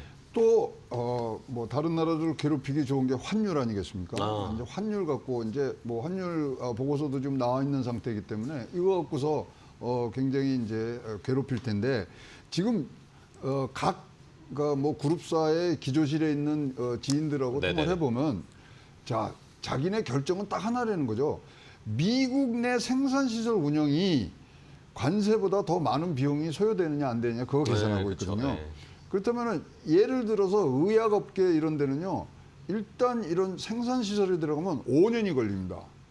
그리고 거기서 그 미국 내에 어떤 그런 규제를 다 마치고 이러고 또 다 새롭게 이제 각오하는 부분들이 있기 때문에 자, 뭐 트럼프가 어떻게 나오건 정부가 어떻게 하든 일단 기업은 먼저 자기네 생존에 대한 문제를 하기 때문에 네. 지금 가장 중요한 거는 미국 내 생산시설 운영이 관세보다 더 많으냐 적으냐가 기준이 될 거고요. 네. 자, 그러면 이 생산 뭐 설비를 새로 투자하는 비용들을 우리 정부에서 굉장히 많이 낮춰주면은 미국에 들어갈 수 있는 거고 협상을 통해서 아니면은 뭐 자기네 딱 수지회에 의해서 결정을 할 그런 요량으로 지금 움직이고 있다고 파악되어 있습니다. 네. 자, 그러면 이제 시간이 10시 53분이 됐습니다. 이제 얼마 남지 않은 상황인데 탄핵 심판 선고가 얼마 남지 않았습니다. 자, 이제 두 전문가님은 어떻게 보시는지 궁금합니다. 말씀해 주셨듯이 빨리 우리나라도 리더십 컨트롤 타워가 빨리 생겨야 지금 트럼프에도 대응을 하고 뭔가 앞으로의 산업 정책이라든지 청사진도 그리는 상황인데 오늘의 탄핵 결정 이후의 시장, 산업의 방향 어떻게 잡아야 된다라고 보세요? 이게 일단 오늘 어떤 결정이 된다라고 하게 되면 한국 경제에는 하나의 변곡점은 분명히 될 수 있을 것 같아요. 그렇지만 뭐 시장은 제가 굳이 말을 안 해도 어떤 때 긍정적인 방향으로 반응을 했고 어떤 때 부정적인 방향으로 반응을 했냐를 보면 사실은 우리 국민들의 어떤 생각, 그다음에 시장의 생각은 어느 정도 읽을 수가 있겠죠. 근데 이제 분명한 거는 사실은 이게 긍정적인 방향으로 결론이 나야지만 결국은 한국 경제의 어떤 지금으로서의 어떤 불확실성이 단기간에 끝일 수 있다는 얘기거든요. 만약에 그 많은 국민들이 생각하는 것과 반대 방향으로 결론이 난다라고 하게 되면은 생각보다 이런 불확실성, 그다음에 우리나라의 혼란 같은 경우에는 상당 기간 더 지속될 수가 있을 거다. 뭐 저는 그렇게 일단은 생각을 합니다. 그래서 부디 긍정적인 방향으로 결론이 나기를 뭐 개인적으로는 바랍니다. 예. 네, 알겠습니다. 자, 과거 예를 보면요. 노무현 대통령 했을 때는 다시 회복하는데 2주 걸렸어요. 그리고 박근혜 대통령 때는 3일이면은 저거 됐습니다. 근데 심리 기간 때는 노무현 대통령은 11.7%가 빠졌고요. 예, 그다음에 이제 박근혜 대통령도 3.2% 빠졌고 윤석열 대통령의 케이스에는 지금 5.6% 정도 좀 빠진 상태이기 때문에 자, 우리가 생각하는 불안정한 그런 것보다는 다 이런 것들이 과거 두 가지 사례로 봤을 때는 2주 내에는 회복세로 갈 수 있다는 그런 뭐 이 소위 말하는 회복력이 우리 증시에는 분명히 있다고 보여집니다. 과거에 그 말씀해 주셨으니까 노무현 전 대통령 탄핵 심판하고 나서는 기각이 됐잖아요. 기각이 됐을 때는 지수가 많이 빠졌습니다. 그렇죠? 2.7% 정도 빠졌어요. 그날 아마 제 기억으로는 기각된 날 지수가 많이 빠졌습니다. 많이 빠지고 그 다음 날이 5% 빠지고 막 그랬죠. 반대로 박근혜 대통령이 탄핵이 됐을 때는 인용이 됐을 때는 오히려 지수가 상승하는. 상승했죠. 그날 그 이후로 쭉 상승하는 패턴을 좀 그리고 있는 상황이었거든요. 오늘도 뭐 비슷한 패턴을 나타낼지 아니면 또 그때와는 또 성격이 다른 또 상황이기 때문에 어떻게 될지는 여부는 저희가 계속 지켜봐야 하는 상황입니다. 자, 이렇게 오늘 이제 조금 있으면 한 3, 4분 뒤면은 탄핵 심판 선고가 시작이 됩니다. 오늘 일단은 윤석천 경제평론가와는 여기서 좀 인사를 드리고 오늘 또 좋은 말씀 해주셔서 감사하고요. 또 최영호 소장님과는 뒤에도 좀 탄핵 심판 이후에도 계속 좀 이야기를 나눠보도록 하겠습니다. 자, 오늘 함께해 주셔서 감사하고요. 자, 그렇다면 이제 시장에서는 또 어떤 전략을 세워야 할지, 시장에서 또 살펴봐야 할 탄핵 심판 앞두고 나서 살펴봐야 할 중요 포인트를 이재 앵커와 함께 더 자세하게 알아보도록 하겠습니다. 네, 잠시 후 3분 뒤에 헌법재판소의 윤석열 대통령 탄핵 선고, 심판에 대한 선고가 진행이 됩니다. 과연 선고 이후에 글로벌 금융시장을 비롯해서 지금 중요한 거는 우리 국내 시장인데요. 국내 증시의 그 변동폭이 좀 줄어들 수 있을지 생각을 해보도록 하겠습니다. 요즘 뭐 관세나 정적인 불확실성이나 여러 가지 심판받을 일이 많은데 환율이 심판을 기다린다? 어떤 얘기일까요? 들어가 보도록 하겠습니다. 크게 시나리오는 아마 아실 것 같습니다. 탄핵안이 인용이 되거나 아니면 기각이 되거나 뭐 이런 부분인데 일단 탄핵안이 인용이 되면은 금융시장은 일정 부분 안정을 취할 것이다라는 부분이 있는 상황이고요. 하지만 이건 중요합니다. 과거 대비해서 지금 관세 충격이 좀 있기 때문에 그 영향은 과거 대비 제한적일 수 있다라는 일부 의견이 있습니다. 반대적으로 탄핵안이 기각이 되면은 국내 전국의 불확실성은 더욱더 확대될 게 자명합니다. 그리고 우리나라 신인도도 추락할 가능성이 있다라고 일부 언급이 되고 있는 그런 모습입니다. 자, 다음 페이지 보면요. 지금 우리나라 부분에서 그 환율 굉장히 중요한데 오늘은 다행히 시장이 어느 정도 정치적인 불확실성을 해소할 가능성이 있다라고 인지를 한 듯 14원 이상 떨어지면서 1,440원 밑으로 떨어지는 모습을 보이고 있는데요. 한동안은 1,450원에서 60원대에 고착화된 흐름들이 있었습니다. 당연히 트럼프 행정부의 관세, 자동차 관세 부과 이슈, 그리고 정치적인 불확실성, 사실 유로, 엔, 위안화 대비해서 우리나라 원화는 더 약세였거든요. 이게 글로벌 통상 정쟁, 이 관세 충격에도 불구하고 우리가 더 약세였던 이유는 국내 정치적인 불확실성이었다. 이렇게 얘기를 할 수 있었을 것 같습니다. 왜냐하면 탄핵 심판 선고 기일이 조금 더 장기화되면서 이런 흐름들이 더 있었죠. 과연 이제 시나리오 두 개로 이제 봤을 때 탄핵안이 인용이 됐을 때 환율은 어떻게 될 것인가 이걸 보면요. 1,450원대 하회할 가능성이 있다라는 부분이 언급되는 거고 오늘 시장에서 지금 그게 반영이 되고 이후 헌법재판소의 그 결과 이후에 또 환율이 어떻게 튀는지는 지속적으로 점검을 해드리도록 하겠습니다. 근데 그런데 만약에 인용이 되더라도 정치 일정의 불확실성이 커지거나 컨트롤 타워 부재가 장기화됐을 때는 환율이 많이 내려가지는 못하는데 워낙 강세가 좀 제한될 수 있는데 일각에서 1,430원에서 1,440원 수준 밑으로는 떨어지기는 어렵다. 그래서 이 인용이 된 이후에 조기 대선을 빨리 치러야 된다라는 의견 나오고 있으니까 이 부분 보시고요. 뭐 탄핵안이 만약에 이제 기각이 됐을 때는 환율 어떻게 될지 불보듯 뻔합니다. 1,500원대 상해 가능성도 우리가 봐야 됩니다. 자, 이제 환율 굉장히 중요한 상황인데 정부에서 물가 관리 이제는 필요합니다. 이런 얘기 나오고 있는 상황입니다. 일단 트럼프 대통령 관세 정책에 따라서 상대적으로 취약한 원화의 특성 이 부분 보셔야 되고 당연히 관세에 민감하다라는 부분 주요국 통화 대비해서 약세 흐름이 있었고요. 물가 상승 우려인데 경기 침체 우려 그래서 기업이 굉장히 힘들어하고 주식시장에 외국인 투자가 들어와야 되는데 이런 흐름들이 막아질 수 있다라는 부분입니다. 그래서 지금 정치 불안 해소, 정부의 강력한 의지가 필요하다라는 부분이 한 목소리로 나오고 있는 상황인데 수출 시장 다변화, 중국과 대만 지금 빼앗아가고 있는 상황이죠. 게다가 신사업 육성이 필요하다고 합니다. 한국 기업이 괜찮아야지 외국인 투자자가 들어오고 환율 급등을 막을 수 있다는 점에서 이제는 환율 안정이 시급하다라고 하는데 이제 탄핵 선고 결과 이후에 환율 움직임이 굉장히 중요한 변수라는 걸 다시 한번 강조해드립니다. 자, 이제 11시가 지났습니다. 조금 전에 이제 헌법재판관 8명이 헌법재판소 입장을 해서 재판 대심판장에 입장을 했습니다. 대한민국 역사에서 가장 중요한 날입니다. 대통령 탄핵 심판 선고 과연 어떤 결과가 나오게 될지 또 어떤 이야기가 나오게 될지 함께 지켜보도록 하겠습니다. 그러면 헌법재판소 현장으로 함께 가보겠습니다.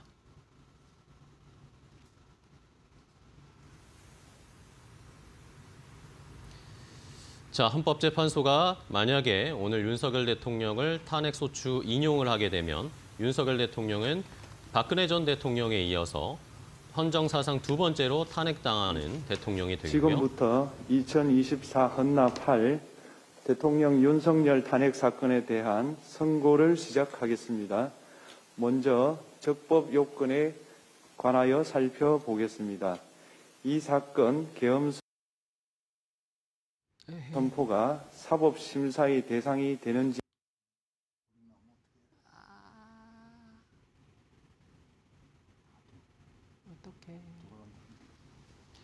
에 관하여 보겠습니다. 고위공직자의 헌법 및 법률 위반으로부터 헌법 질서를 수호하고자 하는 탄핵 심판의 취지를 고려하면 이 사건 계엄 선포가 고도의 정치적 결단을 요하는 행위라 하더라도 그 헌법 및 법률 위반 여부를 심사할 수 있습니다. 국회 법사의 조사 없이 이 사건 탄핵소추안을 의결한 점에 대하여 보겠습니다. 헌법은 국회의 소추 절차를 입법에 맡기고 있고 국회법은 법사위 조사 여부를 국회의 재량으로 규정하고 있습니다. 따라서 법사위의 조사가 없었다고 하여 탄핵소추 의결이 부적법하다고 볼 수 없습니다. 이 사건 탄핵소추안의 의결이 일사부재의 원칙에 위반되는지 여부에 대해서 보겠습니다. 국회법은 부결된 안건을 같은 회기 중에 다시 발의할 수 없도록 규정하고 있습니다. 피청구인에 대한 1차 탄핵소추안이 제418회 정기회 회기에 투표 불성립되었지만 이 사건 탄핵소추안은 제419회 임시회 회기 중에 발의되었으므로 일사부재의 원칙에 위반되지 않습니다. 한편 이에 대해서는 다른 회기에도 탄핵소추안의 발의 횟수를 제한하는 입법이 필요하다는 재판관 정형식의 보충 의견이 있습니다. 이 사건 계엄이 단시간 안에 해제되었고 이로 인한 피해가 발생하지 않았으므로 보호이익이 험결되었는지 여부에 대해서 보겠습니다. 이 사건 계엄이 해제되었다고 하더라도 이 사건 계엄으로 인하여 이 사건 탄핵 사유는 이미 발생하였으므로 심판의 이익이 부정된다고 볼 수 없습니다. 소추 의결서에서 내란죄 등 형법 위반 행위로 구성하였던 것을 탄핵 심판 청구 이후에 헌법 위반 행위로 포섭하여 주장한 점에 대하여 보겠습니다. 기본적 사실관계는 동일하게 유지하면서 적용 법조문을 철회, 변경하는 것은 소추 사유의 철회, 변경에 해당하지 않으므로 특별한 절차를 거치지 않더라도 허용됩니다. 피청구인은 소추 사유에 뇌란죄 관련 부분이 없었다면 의결 정족수를 충족하지 못하였을 것이라고 주장하지만 이는 가정적 주장에 불과하며 객관적으로 뒷받침할 만한 근거도 없습니다. 대통령의 지위를 탈취하기 위하여 탄핵 소추권을 남용하였다는 주장에 대하여 보겠습니다. 이 사건 탄핵 소추안의 의결 과정이 적법하고 피소추자의 헌법 또는 법률 위반이 일정 수준 이상 소명되었으므로 탄핵 소추권이 남용되었다고 볼 수 없습니다. 그렇다면 이 사건 탄핵 심판 청구는 적법합니다.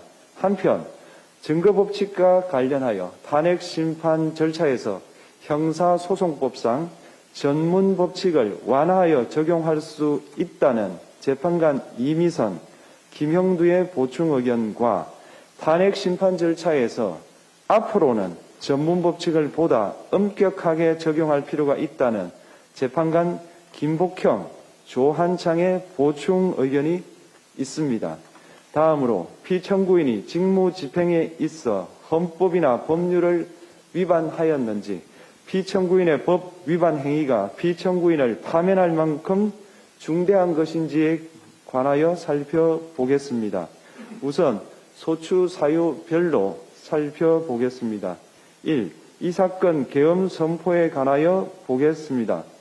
헌법 및 계엄법에 따르면 비상계엄 선포의 실체적 요건 중 하나는 전시, 사변 또는 이에 준하는 국가 비상사태로 저가 교전 상태에 있거나 사회 질서가 극도로 교란되어 행정 및 사법 기능의 수행이 현저히 곤란한 상황이 현실적으로 발생하여야 한다는 것입니다. 피청구인은 야당이 다수 의석을 차지한 국회의 이례적인 탄핵소추 추진, 일방적인 입법권 행사 및 예산 삭감 시도 등의 전횡으로 인하여 위와 같은 중대한 위기사항이 발생하였다고 주장합니다. 피청구인의 취임 후 이 사건 계엄 선포 전까지 국회는 행안부 장관, 검사, 방통위 위원장, 감사원장 등에 대하여 총 22건의 탄핵소추안을 발의하였습니다. 이는 국회가 탄핵소추 사유의 위헌, 위법성에 대해 숙고하지 않은 채 법 위반의 의혹에만 근거하여 탄핵심판 제도를 정부에 대한 정치적 압박 수단으로 이용하였다는 우려를 낳았습니다. 그러나 이 사건 계엄 선포 당시에는 검사 1인 및 방통위 위원장에 대한 탄핵 심판 절차만이 진행 중이었습니다. 피청구인이 야당이 일방적으로 통과시켜 문제가 있다고 주장하는 법률안들은 피청구인이 제의를 요구하거나 공포를 보류하여 그 효력이 발생되지 않은 상태였습니다.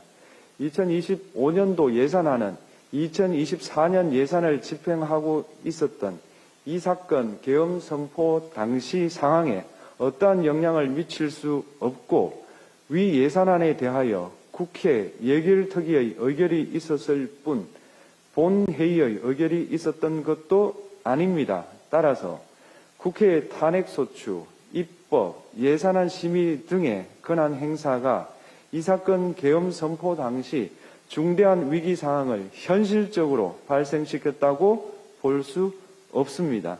국회의 권한 행사가 위법, 부당하더라도 헌법재판소의 탄핵 심판, 피청구인의 법률안 제의 요구 등 평상시 권력 행사 방법으로 대처할 수 있으므로 국가 긴급권의 행사를 정당화할 수 없습니다. 피청구인은 부정선거 의혹을 해소하기 위하여 이 사건 계엄을 선포하였다고도 주장합니다. 그러나 어떠한 의혹이 있다는 것만으로 중대한 위기 상황이 현실적으로 발생하였다고 볼 수는 없습니다. 또한 중앙선관위는 제22대 국회의원 선거 전에 보안 취약점에 대하여 대부분 조치하였다고 발표하였으며 사전, 우편, 투표함, 보관장소, CCTV 영상을 24시간 공개하고 개표 과정에 수검표 제도를 도입하는 등의 대책을 마련하였다는 점에서도 피청구인의 주장은 타당하다고 볼 수 없습니다. 결국 피청구인이 주장하는 사정을 모두 고려하더라도 피청구인의 판단을 객관적으로 정당화할 수 있을 정도의 위기 상황이 이 사건 계엄 선포 당시 존재하였다고 볼 수 없습니다. 헌법과 계엄법은 비상계엄 선포의 실체적 요건으로 병력으로서 군사상의 필요에 응하거나 공공의 안녕 질서를 유지할 필요와 목적이 있을 것을 요구하고 있습니다. 그런데 피청구인이 주장하는 국회의 권한 행사로 인한 국정마비 상태나 부정선거 의혹은 정치적, 제도적, 사법적 수단을 통하여 해결하여야 할 문제이지 병력을 동원하여 해결할 수 있는 것이 아닙니다. 피청구인은 이 사건 계엄이 야당의 전횡과 국정위기 상황을 국민에게 알리기 위한 경고성 계엄 또는 호소형 계엄이라고 주장하지만 이는 계엄법이 정한 계엄 선포의 목적이 아닙니다. 또한 피청구인은 계엄 선포에 그치지 아니하고 군경을 동원하여 국회의 권한 행사를 방해하는 등의 헌법 및 법률 위반 행위로 나아갔으므로 경고성 또는 호소형 계엄이라는 피청구인의 주장을 받아들일 수 없습니다. 그렇다면 이 사건 계엄 선포는 비상계엄 선포의 실체적 요건을 위반한 것입니다. 다음으로 이 사건 계엄 선포가 절차적 요건을 준수하였는지에 관하여 보겠습니다. 계엄 선포 및 계엄사령관 임명은 국무회의의 심의를 거쳐야 합니다. 피청구인이 이 사건 계엄을 선포하기 직전에 국무총리 및 9명의 국무위원에게 계엄 선포의 취지를 간략히 설명한 사실은 인정됩니다. 그러나 피청구인은 계엄사령관 등 이 사건 계엄의 구체적인 내용을 설명하지 않았고 다른 구성원들에게 의견을 진술할 기회를 부여하지 않은 점을 고려하면 이 사건 계엄 선포에 관한 심의가 이루어졌다고 보기도 어렵습니다. 그 외에도 피청구인은 국무총리와 관계 국무위원이 비상계엄 선포문에 부서하지 않았음에도 이 사건 계엄을 선포하였고 그 시행 일시, 시행 지역 및 계엄사령관을 공고하지 않았으며 지체 없이 국회에 통고하지도 않았으므로 헌법 및 계엄법이 정한 비상계엄 선포의 절차적 요건을 위반하였습니다. 2. 국회에 대한 군경 투입에 관하여 보겠습니다. 피청구인은 국방부 장관에게 국회에 군대를 투입할 것을 지시하였습니다. 이에 군인들은 헬기 등을 이용하여 국회 경내로 진입하였고 일부는 유리창을 깨고 본관 내부로 들어가기도 하였습니다. 피청구인은 육군 특수전 사령관 등에게 의결 정족수가 채워지지 않은 것 같으니 문을 부수고 들어가서 안에 있는 인원들을 끄집어내라 는 등의 지시를 하였습니다. 또한 피청구인은 경찰청장에게 계엄사령관을 통하여 이 사건 포고령의 내용을 알려주고 직접 6차례 전화를 하기도 하였습니다. 이에 경찰청장은 국회 출입을 전면 차단하도록 하였습니다. 이는 이로 인하여 국회로 모이고 있던 국회의원들 중 일부는 담장을 넘어가야 했거나 아예 들어가지 못하였습니다. 한편 국방부 장관은 필요시 체포할 목적으로 국군 방첩사령관에게 국회의장, 각 정당 대표 등 14명의 위치를 확인하라고 지시하였습니다.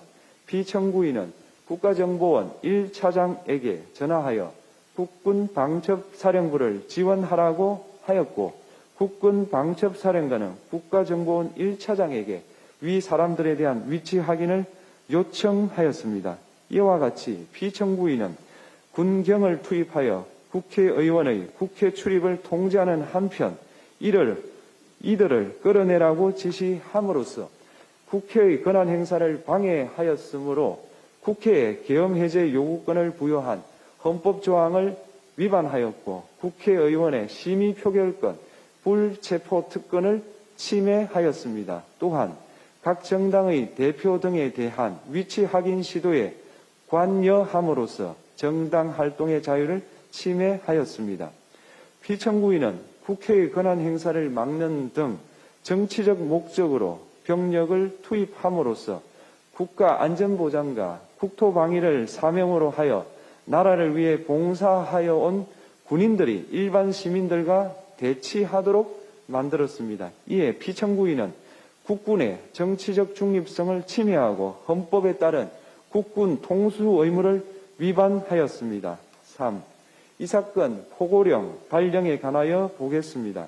피청구인은 이 사건 포고령을 통하여 국회, 지방의회, 정당의 활동을 금지함으로써 국회에 계엄 해제 요구권을 부여한 헌법조항, 정당 제도를 규정한 헌법조항, 대의민주주의 권력 분리 원칙을 위반하였습니다. 비상계엄 하에서 기본권을 제한하기 위한 요건을 정한 헌법 및 계엄법 조항, 영장주의를 위반하여 국민의 정치적 기본권, 단체 행동권, 직업의 자유를 침해하였습니다. 4. 중앙선관위에 대한 압수수색에 관하여 보겠습니다. 피청구인은 국방부 장관에게 병력을 동원하여 선관위의 전산 시스템을 점검하라고 지시하였습니다. 이에 따라 중앙선관위 청사에 투입된 병력은 출입 통제를 하면서 당직자들의 휴대전화를 압수하고 전산 시스템을 촬영하였습니다. 이는 선관위에 대하여 영장 없이 압수수색을 하도록 하여 영장주의를 위반한 것이자 선관위의 독립성을 침해한 것입니다. 5. 법조인에 대한 위치 확인 시도에 관하여 보겠습니다. 앞서 말씀드린 바와 같이 피청구인은 필요시 체포할 목적으로 행해진 위치 확인 시도에 관여하였는데 그 대상에는 퇴임한 지 얼마 되지 않은 전 대법원장 및 전 대법관도 포함되어 있었습니다. 이는 현직 법관들로 하여금 언제든지 행정부에 의한 체포 대상이 될 수 있다는 압력을 받게 함으로 사법권의 독립을 침해한 것입니다. 지금까지 살펴본 피청구인의 법 위반 행위가 피청구인을 파면할 만큼 중대한 것인지 관하여 보겠습니다. 피청구인은 국회와의 대립사항을 타개할 목적으로 이 사건 계엄을 선포한 후 군경을 투입시켜 국회의 헌법상 권한 행사를 방해함으로써 국민 주권주의 및 민주주의를 부정하고 병력을 투입시켜 중앙선관위를 압수수색하도록 하는 등 헌법이 정한 통치구조를 무시하였으며 이 사건 포고령을 발령함으로써 국민의 기본권을 광범위하게 침해하였습니다.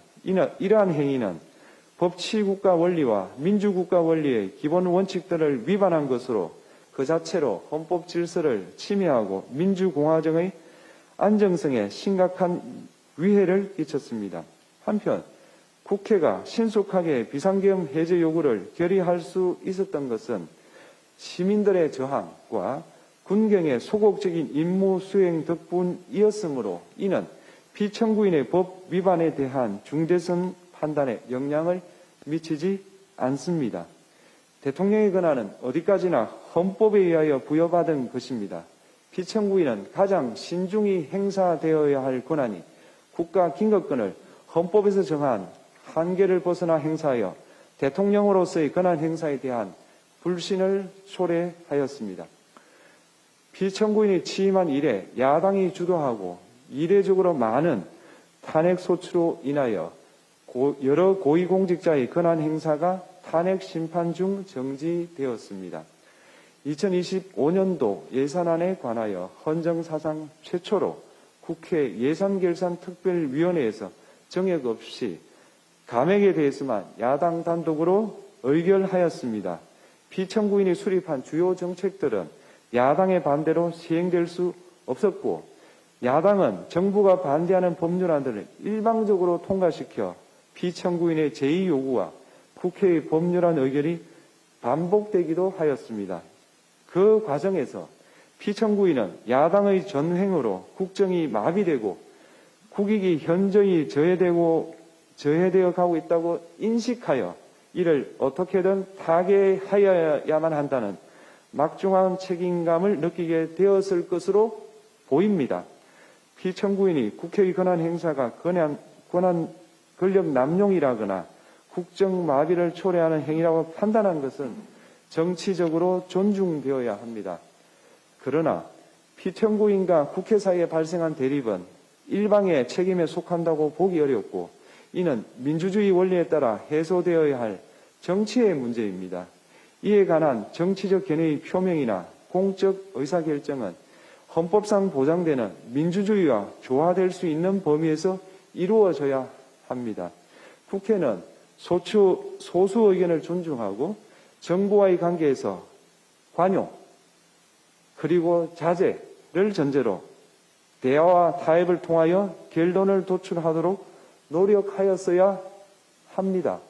피청구인 역시 국회의 대표인 국회를 협치의 대상으로 존중하였어야 합니다. 그럼에도 불구하고 피청구인은 국회를 배제의 대상으로 삼았는데 이는 민주정치의 전제를 허무는 것으로 민주주의와 조화된다고 보기 어렵습니다. 피청구인은 국회의 권한 행사가 다수의 횡포라고 판단했다 하더라도 헌법이 예정한 자구책을 통해 견제와 균형이 실현될 수 있도록 하였어야 합니다. 피청구인은 취임한 때로부터 약 2년 후에 치러진 국회의원 선거에서 피청구인이 국정을 주도하도록 국민을 설득할 기회가 있었습니다. 그 결과가 피청구인의 의도에 부합하지 않더라도 야당을 지지한 국민의 의사를 배제하려는 시도를 하여서는 안 되었습니다. 그럼에도 불구하고 피청구인은 헌법과 법률을 위반하여 이 사건 계엄을 선포함으로써 국가 긴급권 남용의 역사를 재현하여 국민을 충격에 빠뜨리고 사회, 경제, 정치, 외교 전 분야의 혼란을 야기하였습니다. 국민 모두의 대통령으로서 자신을 지지하는 국민을 초월하여 사회 공동체를 통합시켜야 할 책무를 위반하였습니다. 군경을 동원하여 국회 등 헌법기관의 권한을 훼손하고 국민의 기본적 인권을 침해함으로써 헌법소의 책무를 저버리고 민주공화국의 주권자인 대한국민의 신임을 중대하게 배반하였습니다. 결국 피청구인의 위법 행위는 국민의 신임을 배반한 것으로 헌법소의 관점에서 용납될 수 없는 중대한 법 위반 행위에 해당합니다. 피청구인의 법 위반 행위가 헌법 질서에 미친 부정적 영향과 파급 효과가 중대하므로 피청구인을 파면함으로써 얻는 헌법소의 이익이 대통령 파면에 따르는 국가적 손실을 압도할 정도로 크다고 인정됩니다. 이에 재판관 전원의 일치된 의견으로 주문을 선고합니다. 탄핵 사건이므로 선고 시각을 확인하겠습니다. 지금 시각은 오전 11시 22분입니다. 주문, 피청구인 대통령 윤석열을 파면한다.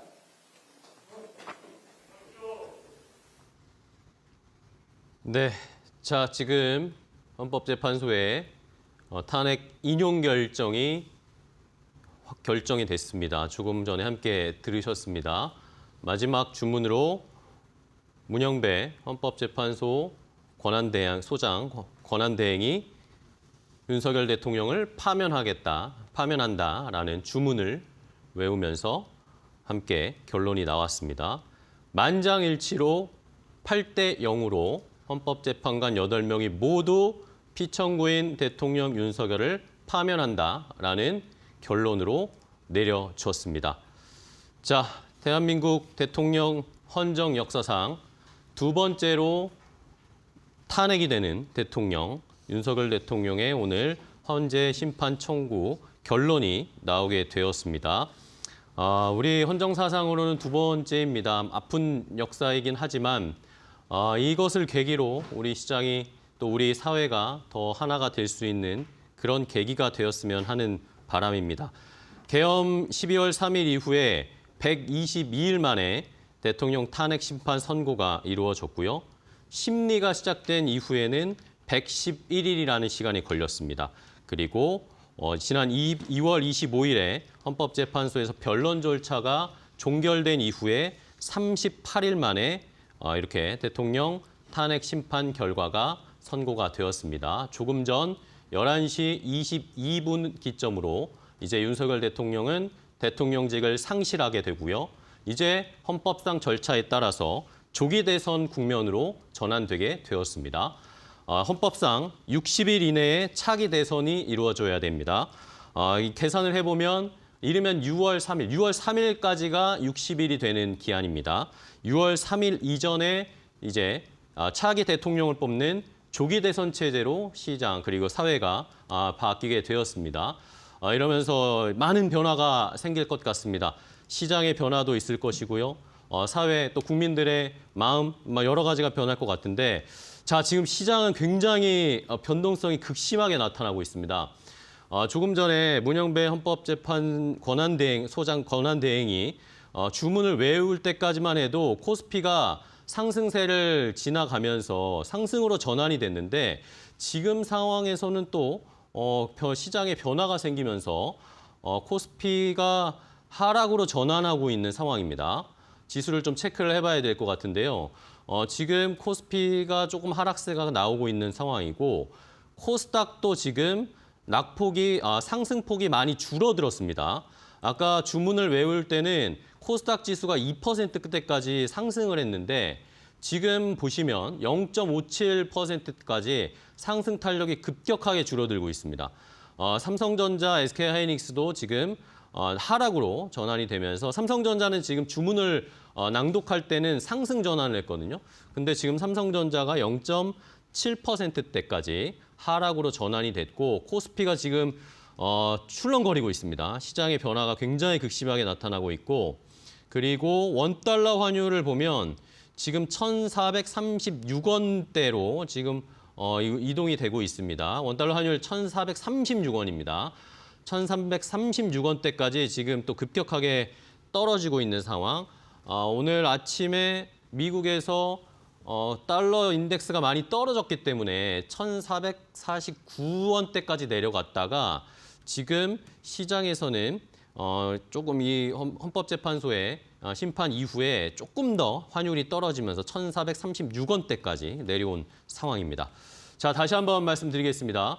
오전 11시 22분부로 윤석열 대통령은 파면이 되었고 대통령직을 상실해서 이제 조기 대선 체제로 이제 전환이 되게 되었습니다.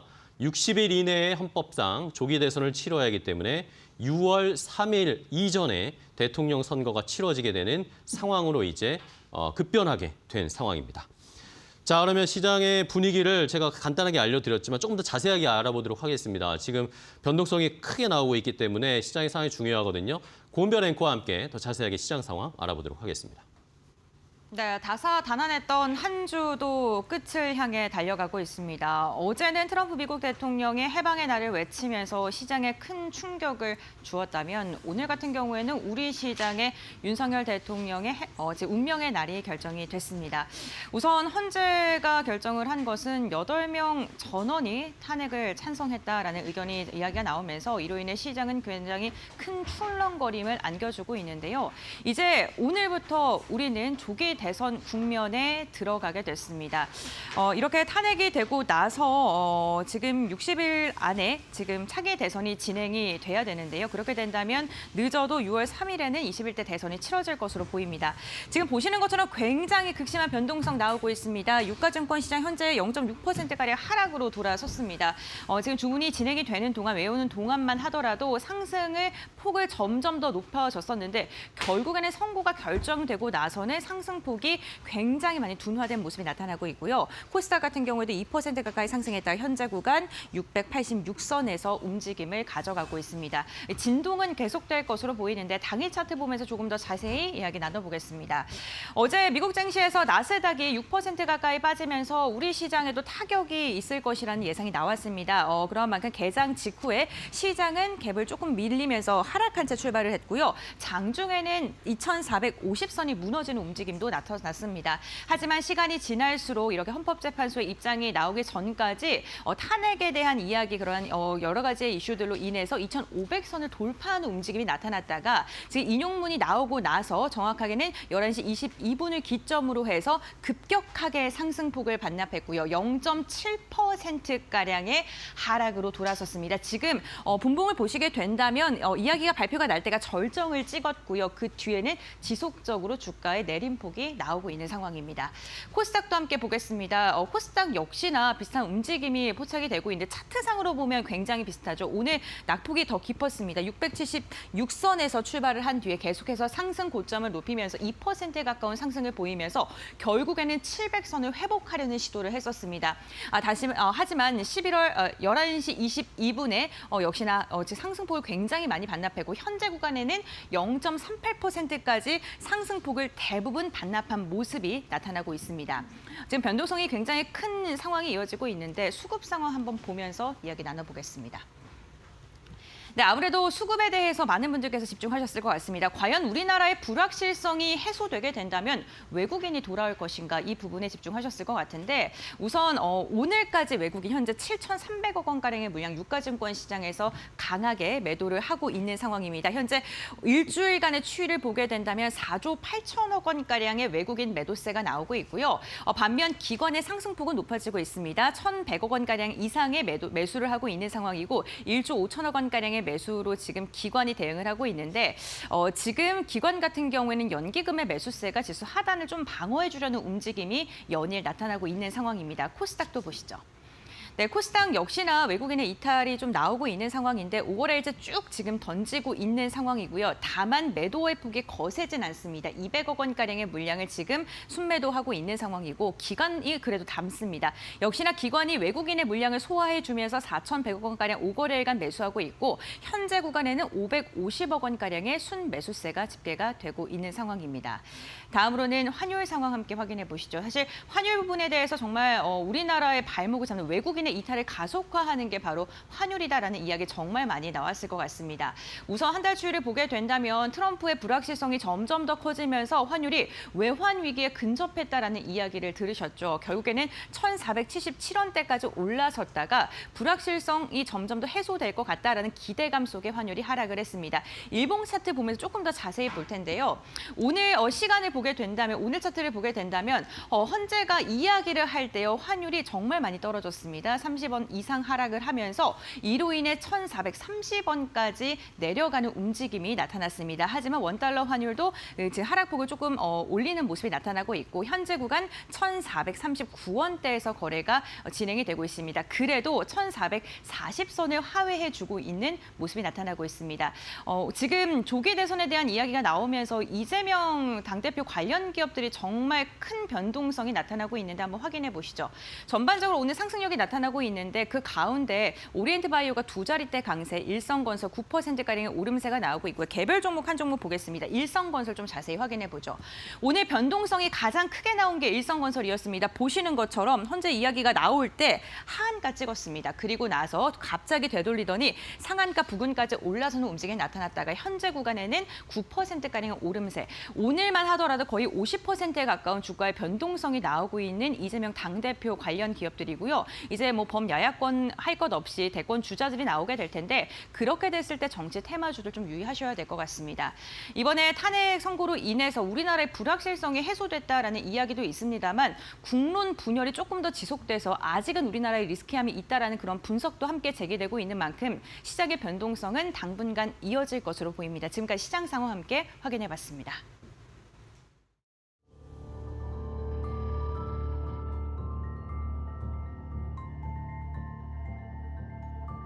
This will be the golden age of America. 망국의 나락으로 떨어지고 있는 자유 대한민국을 재건하고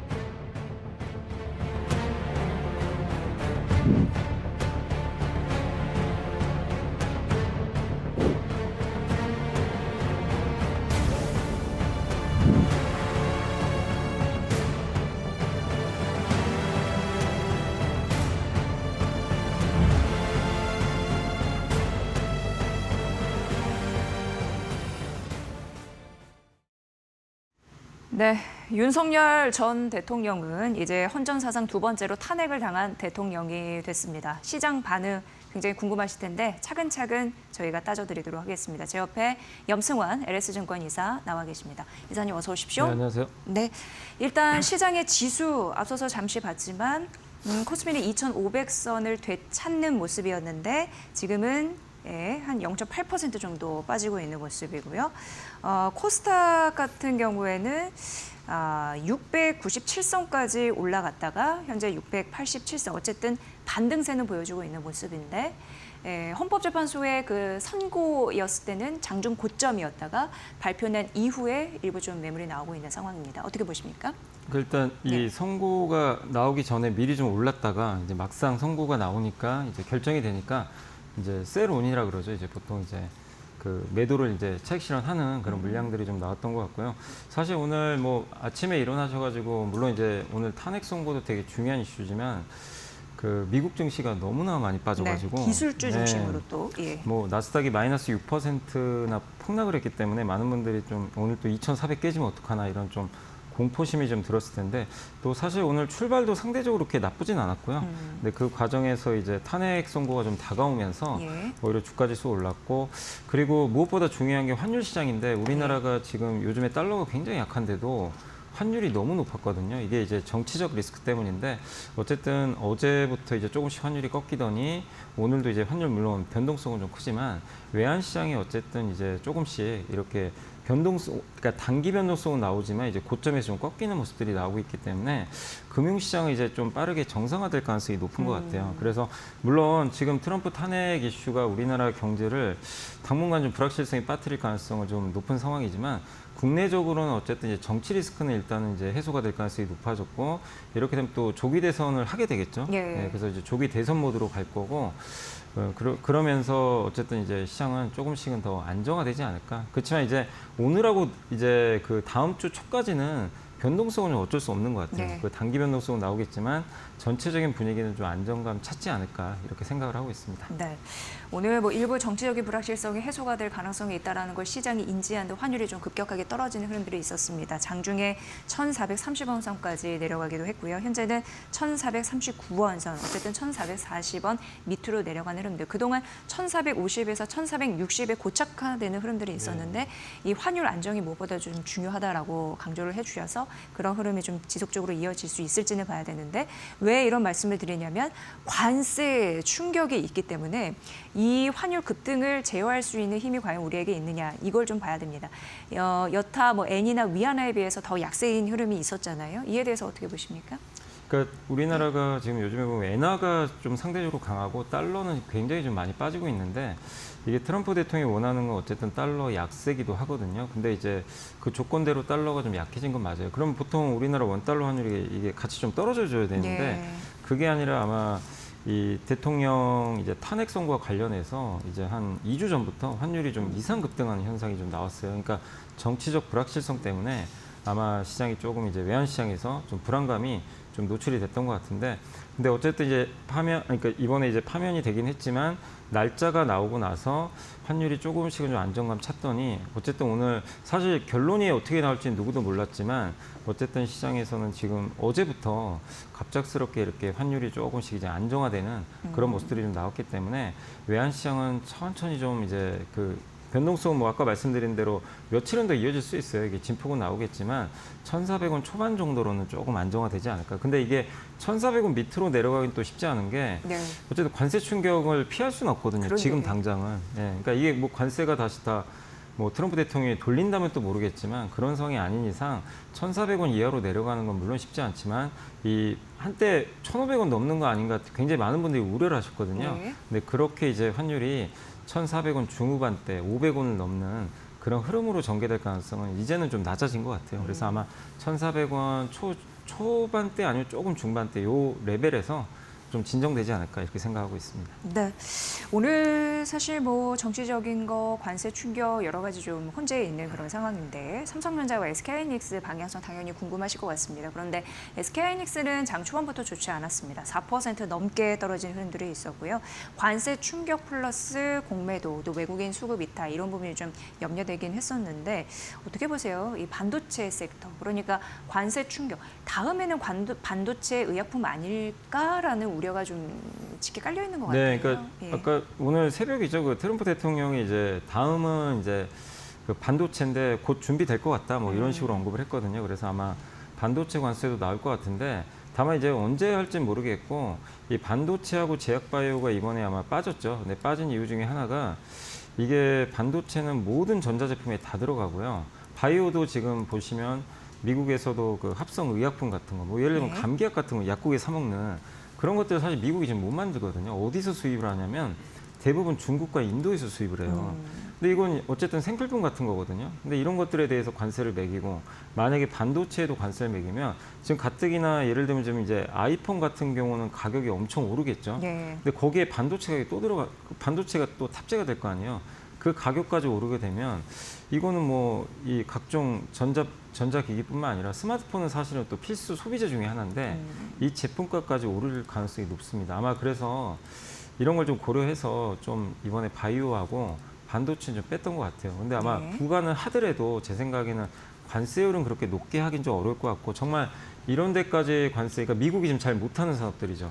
여기다까지 관세를 때려버리면 미국 경제 그냥 사실 트럼프 그러니까 만약에 이렇게 공격적으로 했을 때는 그냥 미국 소비자고 뭐고 이거 신경 안 쓰고 네네. 일단 그냥 무조건 관세로 다 대응하겠다. 경제가 망가진 건 말고 신경 안 쓰겠다라는 그런 뉘앙스로밖에 볼 수는 없거든요. 그래서 아마 반도체하고 제약바이오는 조금 좀 늦어질 것 같고 그리고 관세율도 조금은 좀 합리적으로 좀 낮게 좀 책정하지 않을까 이렇게 일단 예상을 하고 있습니다. 네, 그리고 이제 시장에서 관세 무풍지대 찬의 움직임도 지속적으로 나오고 있는 상황입니다. 오늘 같은 경우에는 콘텐츠에는 세금을 매길 수 없겠지 네. 이러면서 뭐 음반, 음원 그리고 여타 뭐 엔터주 이런 부분에 좀 올라가는 흐름이거든요. 그리고 이제 중국 한한령 해제 네. 그런 기대감도 더해지면서 실적 개선에 대한 그런 기대감을 갖고 봐도 될런지요? 그 엔터가 올해 좀 좋을 수밖에 없는 게 물론 JYP가 좀 아쉬웠죠. 지난 4분기 실적이 좀 아쉬웠지만 다른 엔터사들 대부분 실적 괜찮았고요. 또 거기다가 올해 어쨌든 말씀해 주신 대로 한한령 해제 기대감이 굉장히 높고 지금 요즘에 중국의 스탠스가 좀 많이 바뀌었어요. 그 황구시보라 그러죠. 거기 이제 중국의 기관지에서도 우리나라의 그 최근 넷플릭스 드라마 폭삭 소가수다를 굉장히 극찬을 했다고 합니다. 항상 우리 한국을 좀 비판적으로 얘기하던 데거든요.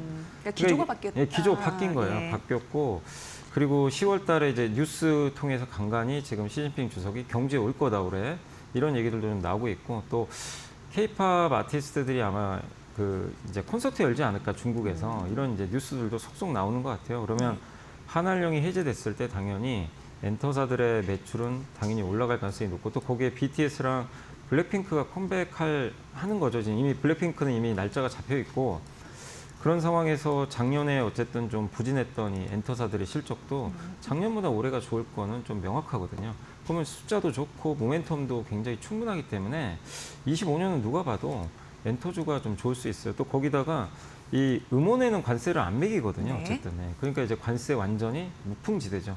그렇기 때문에 이 여러 가지 조건들 때문에 오늘도 보시면 뭐 JYP나 SN 같은 기업들이 많이 오르는데 예, 당분간 좀 엔터주들 좀 매력은 계속 좀 올라가지 않을까 이렇게 생각을 하고 있습니다. 네. 앞서 이제 외국인 수급에 대한 그런 자막도 나와서 그런데 외국인 수급 어떻게 보세요? 좀 가능성 있는 그런 섹터가 있을까요? 근데 이제 매수 외국인들 영역으로? 예. 입장에서는 지금 관세 충격이 있기 때문에 일단은 그냥 파는 것 같아요. 오늘도 일단. 매도 네. 일관입니다.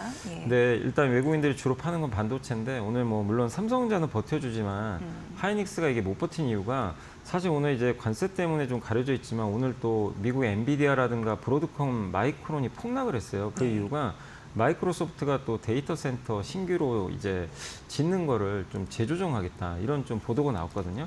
그러니까 기존에 여러 군데 지금 사이트를 알아보면서 데이터 센터를 대규모로 지으려고 그랬는데 갑자기 이거 조정하겠다 뭐 이런 보도가 나오니까 AI 지출이 이것도 둔화되는 거 아닌가? 또 이런 이제 근데 여기 공통점은 다 마이크로소프트가 다 진원지입니다. 예. 다른 회사들은 그런 얘기가 안 나오는데 유독 마이크로소프트 혼자 그냥 계속 뭐 임대를 취소했다, 신규 프로젝트 안 하겠다 막 이런 뉴스가 나오는데 그래서 저는 AI 지출이 준다고 생각은 안 하고요. 이게 유독 마이크로소프트만 나오는 이유가 지금 마이크로소프트가 그동안 오픈 AI, 챗 GPT에 클라우드라든가 이런 걸 이제 많이 제공을 하고 있는데 둘 간의 관계가 그렇게 지금 썩 좋진 않거든요.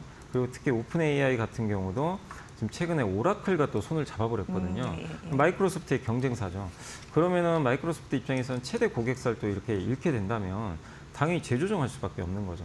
그런 부분들이 좀 있기 때문에 이 AI 지출이 이제 끝났다 이렇게까지 확대 해석할 필요는 없지만 시장이 안 좋으면 또 안 좋게 계속 확대 해석을 할 수밖에 없거든요. 그래서 그런 부분들이 또 외국인들 매도 심리를 부추기면서 오늘 반도체 매도를 하고 있는 것 같은데 다만 요즘에 이 AI랑은 좀 별개로 네. 레거시라 그러죠. 전통 반도체 전통 가격이 반도체. 오르고 네. 어제도 한 언론사에서 보도가 나왔지만 삼성전자가 메모리 가격 5% 인상한다. 이런 보도가 나왔고 또 삼성전자의 실적 추정치가 상향되고 있어요. 그러니까 이런 걸 보면 반도체 HBM은 조금 뭐 노이즈가 있을 수 있다 하더라도 반도체에 대한 시각은 좀 긍정적이고 그다음에 요즘에 뭐 이 카카오톡 아까 좀 잠깐 먹통된 것 같긴 하지만 예, 그렇더라고요. 카카오톡 예. 프사가 많이 바뀌고 있잖아요. 뭐 요즘에 지브리풍이다 예. 그래가지고 아니면 업데이트하는 거면 다 네, 그쪽 죄다 그거 난리가 가지고. 났는데 예, 예. 그게 결국 뭐죠? GPU가 녹는다 그러고 있어요 지금. 그 얘기는 뭐죠? 이 소프트웨어를 통해서 어쨌든 AI가 좀 대중화되고 있거든요. 점점. 그럼 반도체에 대한 투자는 수요는 늘 수밖에 없는 거죠. 그래서 지금 오히려 노이즈는 있지만 이게 이제 AI 끝났다 이렇게까지 보는 거는 아니지 않나 이렇게 생각을 하고 있습니다. 그리고 오늘 약간 좀 특징적인 부분이 있는 게 트럼프발 상호 관세 우려 때문에 2차 전지주가 이제 움츠려들만 하는데 오늘은 좀 반등하고 있다라는 부분이었거든요. 근데 2차 전지도 워낙 많이 빠졌고 저가 매수가 들어오는 그 공매도가 좀 많이 나왔어요 며칠간. 네, 그래서 네. 아마 근데 사실 뭐 뚜렷하게 호재가 나온 거는 아직은 없는 상황인데 어쨌든 이제 저가 매수가 이제 활발하게 유입되면서 네. 수급이 좀 비어 있죠. 그러면서 좀 올라가는 모습이고 그다음에 이제 하반기 되면 그래도 미국에서 좀 전기차 판매가 좀 늘지 않겠냐라는 그런 기대감도 좀 남아 있다 보니까 이제 2차 전지 쪽으로 오랜만에 좀 매수세가 유입이 되고 있는 것 같습니다. 네. 오늘 대통령 그 탄핵 심판 선고 결과를 받아들였고 이제 여전히 이제 관세 충격은 좀 피해가야 하는 상황이고 뭐 그렇습니다. 4월 시장이 시작이 됐는데 뭐 여러 가지 또 난관은 있어요. 어떻게 우리가 이 4월장을 대비를 해야 될지 전반적인 그 큰 줄기는 뭐를 잡고 가야 될까요, 이제? 근데 이제 저도 이제 관세가 이렇게까지 세게 부과할 거라고 상상도 못했고 이제 센 데다가 이게 너무 어려운 게 뭐냐면 관세를 부과한 기준이 너무 그러니까 제 표현이 좀 너무 허접해요. 이게 미국이란 나라가 이렇게 할 수가 있나 할 정도로 어제 뉴스 한번 보셨을 거예요. 우리나라가 미국에 50% 관세를 부과한다고 하는데 사실 거짓말이잖아요. 뭐 이렇게 근데 그거를 이제 무역수지 적자랑 예. 수입액으로 나눠서 그냥 단순 계산한 건데 그게 참 어처구니 없는 상황이죠. 근데 이제 이거를 트럼프 대통령이 모를 리는 없겠죠. 근데 이걸 한다는 건 무조건 다 관세 때리겠다는 얘기예요. 예. 강경하게 나간다는 거죠. 그러면은 이게 어느 증시가 살아남겠어요. 사실 경제도 마찬가지고. 근데 결국에 제일 피해보는 국가는 어디냐? 미국입니다. 미국이고 미국 소비자가 제일 많은 피해를 보겠죠. 왜냐하면 기업들은 가격 올릴 거거든요. 그렇기 때문에 결국 어느 시점에서는 저는 좀 당분간 좀 어렵지만 어느 시점에서는 협상이 좀 이제 가시화되면서 관세율이 좀 낮아지지 않을까. 이렇게 좀 생각을 하고 있거든요. 그래서 지금 당분간 한 1, 2주 정도의 혼란은 좀 불가피하겠지만 여기서 뭐 주식을 또 다 던지고 이러는 것보다는 또 이미 국내 증시는 2,400까지도 또 한번 초반까지 한번 갔다 왔었기 때문에 네. 관세에 대한 부분들은 어느 정도 저는 좀 반영은 되고 있다고 좀 보고 있습니다. 다만 속도는 느리겠죠. 회복되는 속도는. 그래서 여기서 여러분들이 당분간 좀 힘들겠지만 어쨌든 주식 비중을 줄이시기보다는 지금은 뭐 매수도 좀 쉽진 않죠. 그렇지만 잘 좀 보유를 하시면서 4월 중순까지의 이 힘든 고비는 좀 잘 넘어갈 필요가 있지 않나. 그리고 다음 주에 또 삼성전자 실적 발표인데 네. 다행인 건 어쨌든 지금 실적 추정치가 올라가요. 그래서 삼성전자의 주가 흐름이 좀 좋아진다면 또 분위기는 좀 바뀔 수 있으니까. 그리고 어쨌든 정치 리스크도 이제 끝나가거든요. 그래서 너무 그냥 비관적으로만 보진 말자. 좀 인내를 하자 이렇게 말씀드리겠습니다. 네, 오늘 굉장히 중요한 날에 나와주셨는데 이모저모 시장의 여러 가지 여파와 영향력들 진단해 주셨습니다. 염승환 LS증권 이사와 함께 분석 도움드렸습니다. 이사님 정말 감사합니다. 네, 감사합니다. 네, 시장 환율이 이제 중요하다라고 말씀드렸는데 1,436원대에 있는 상황이고 코스닥은 여전히 반등세는 지키고 있습니다.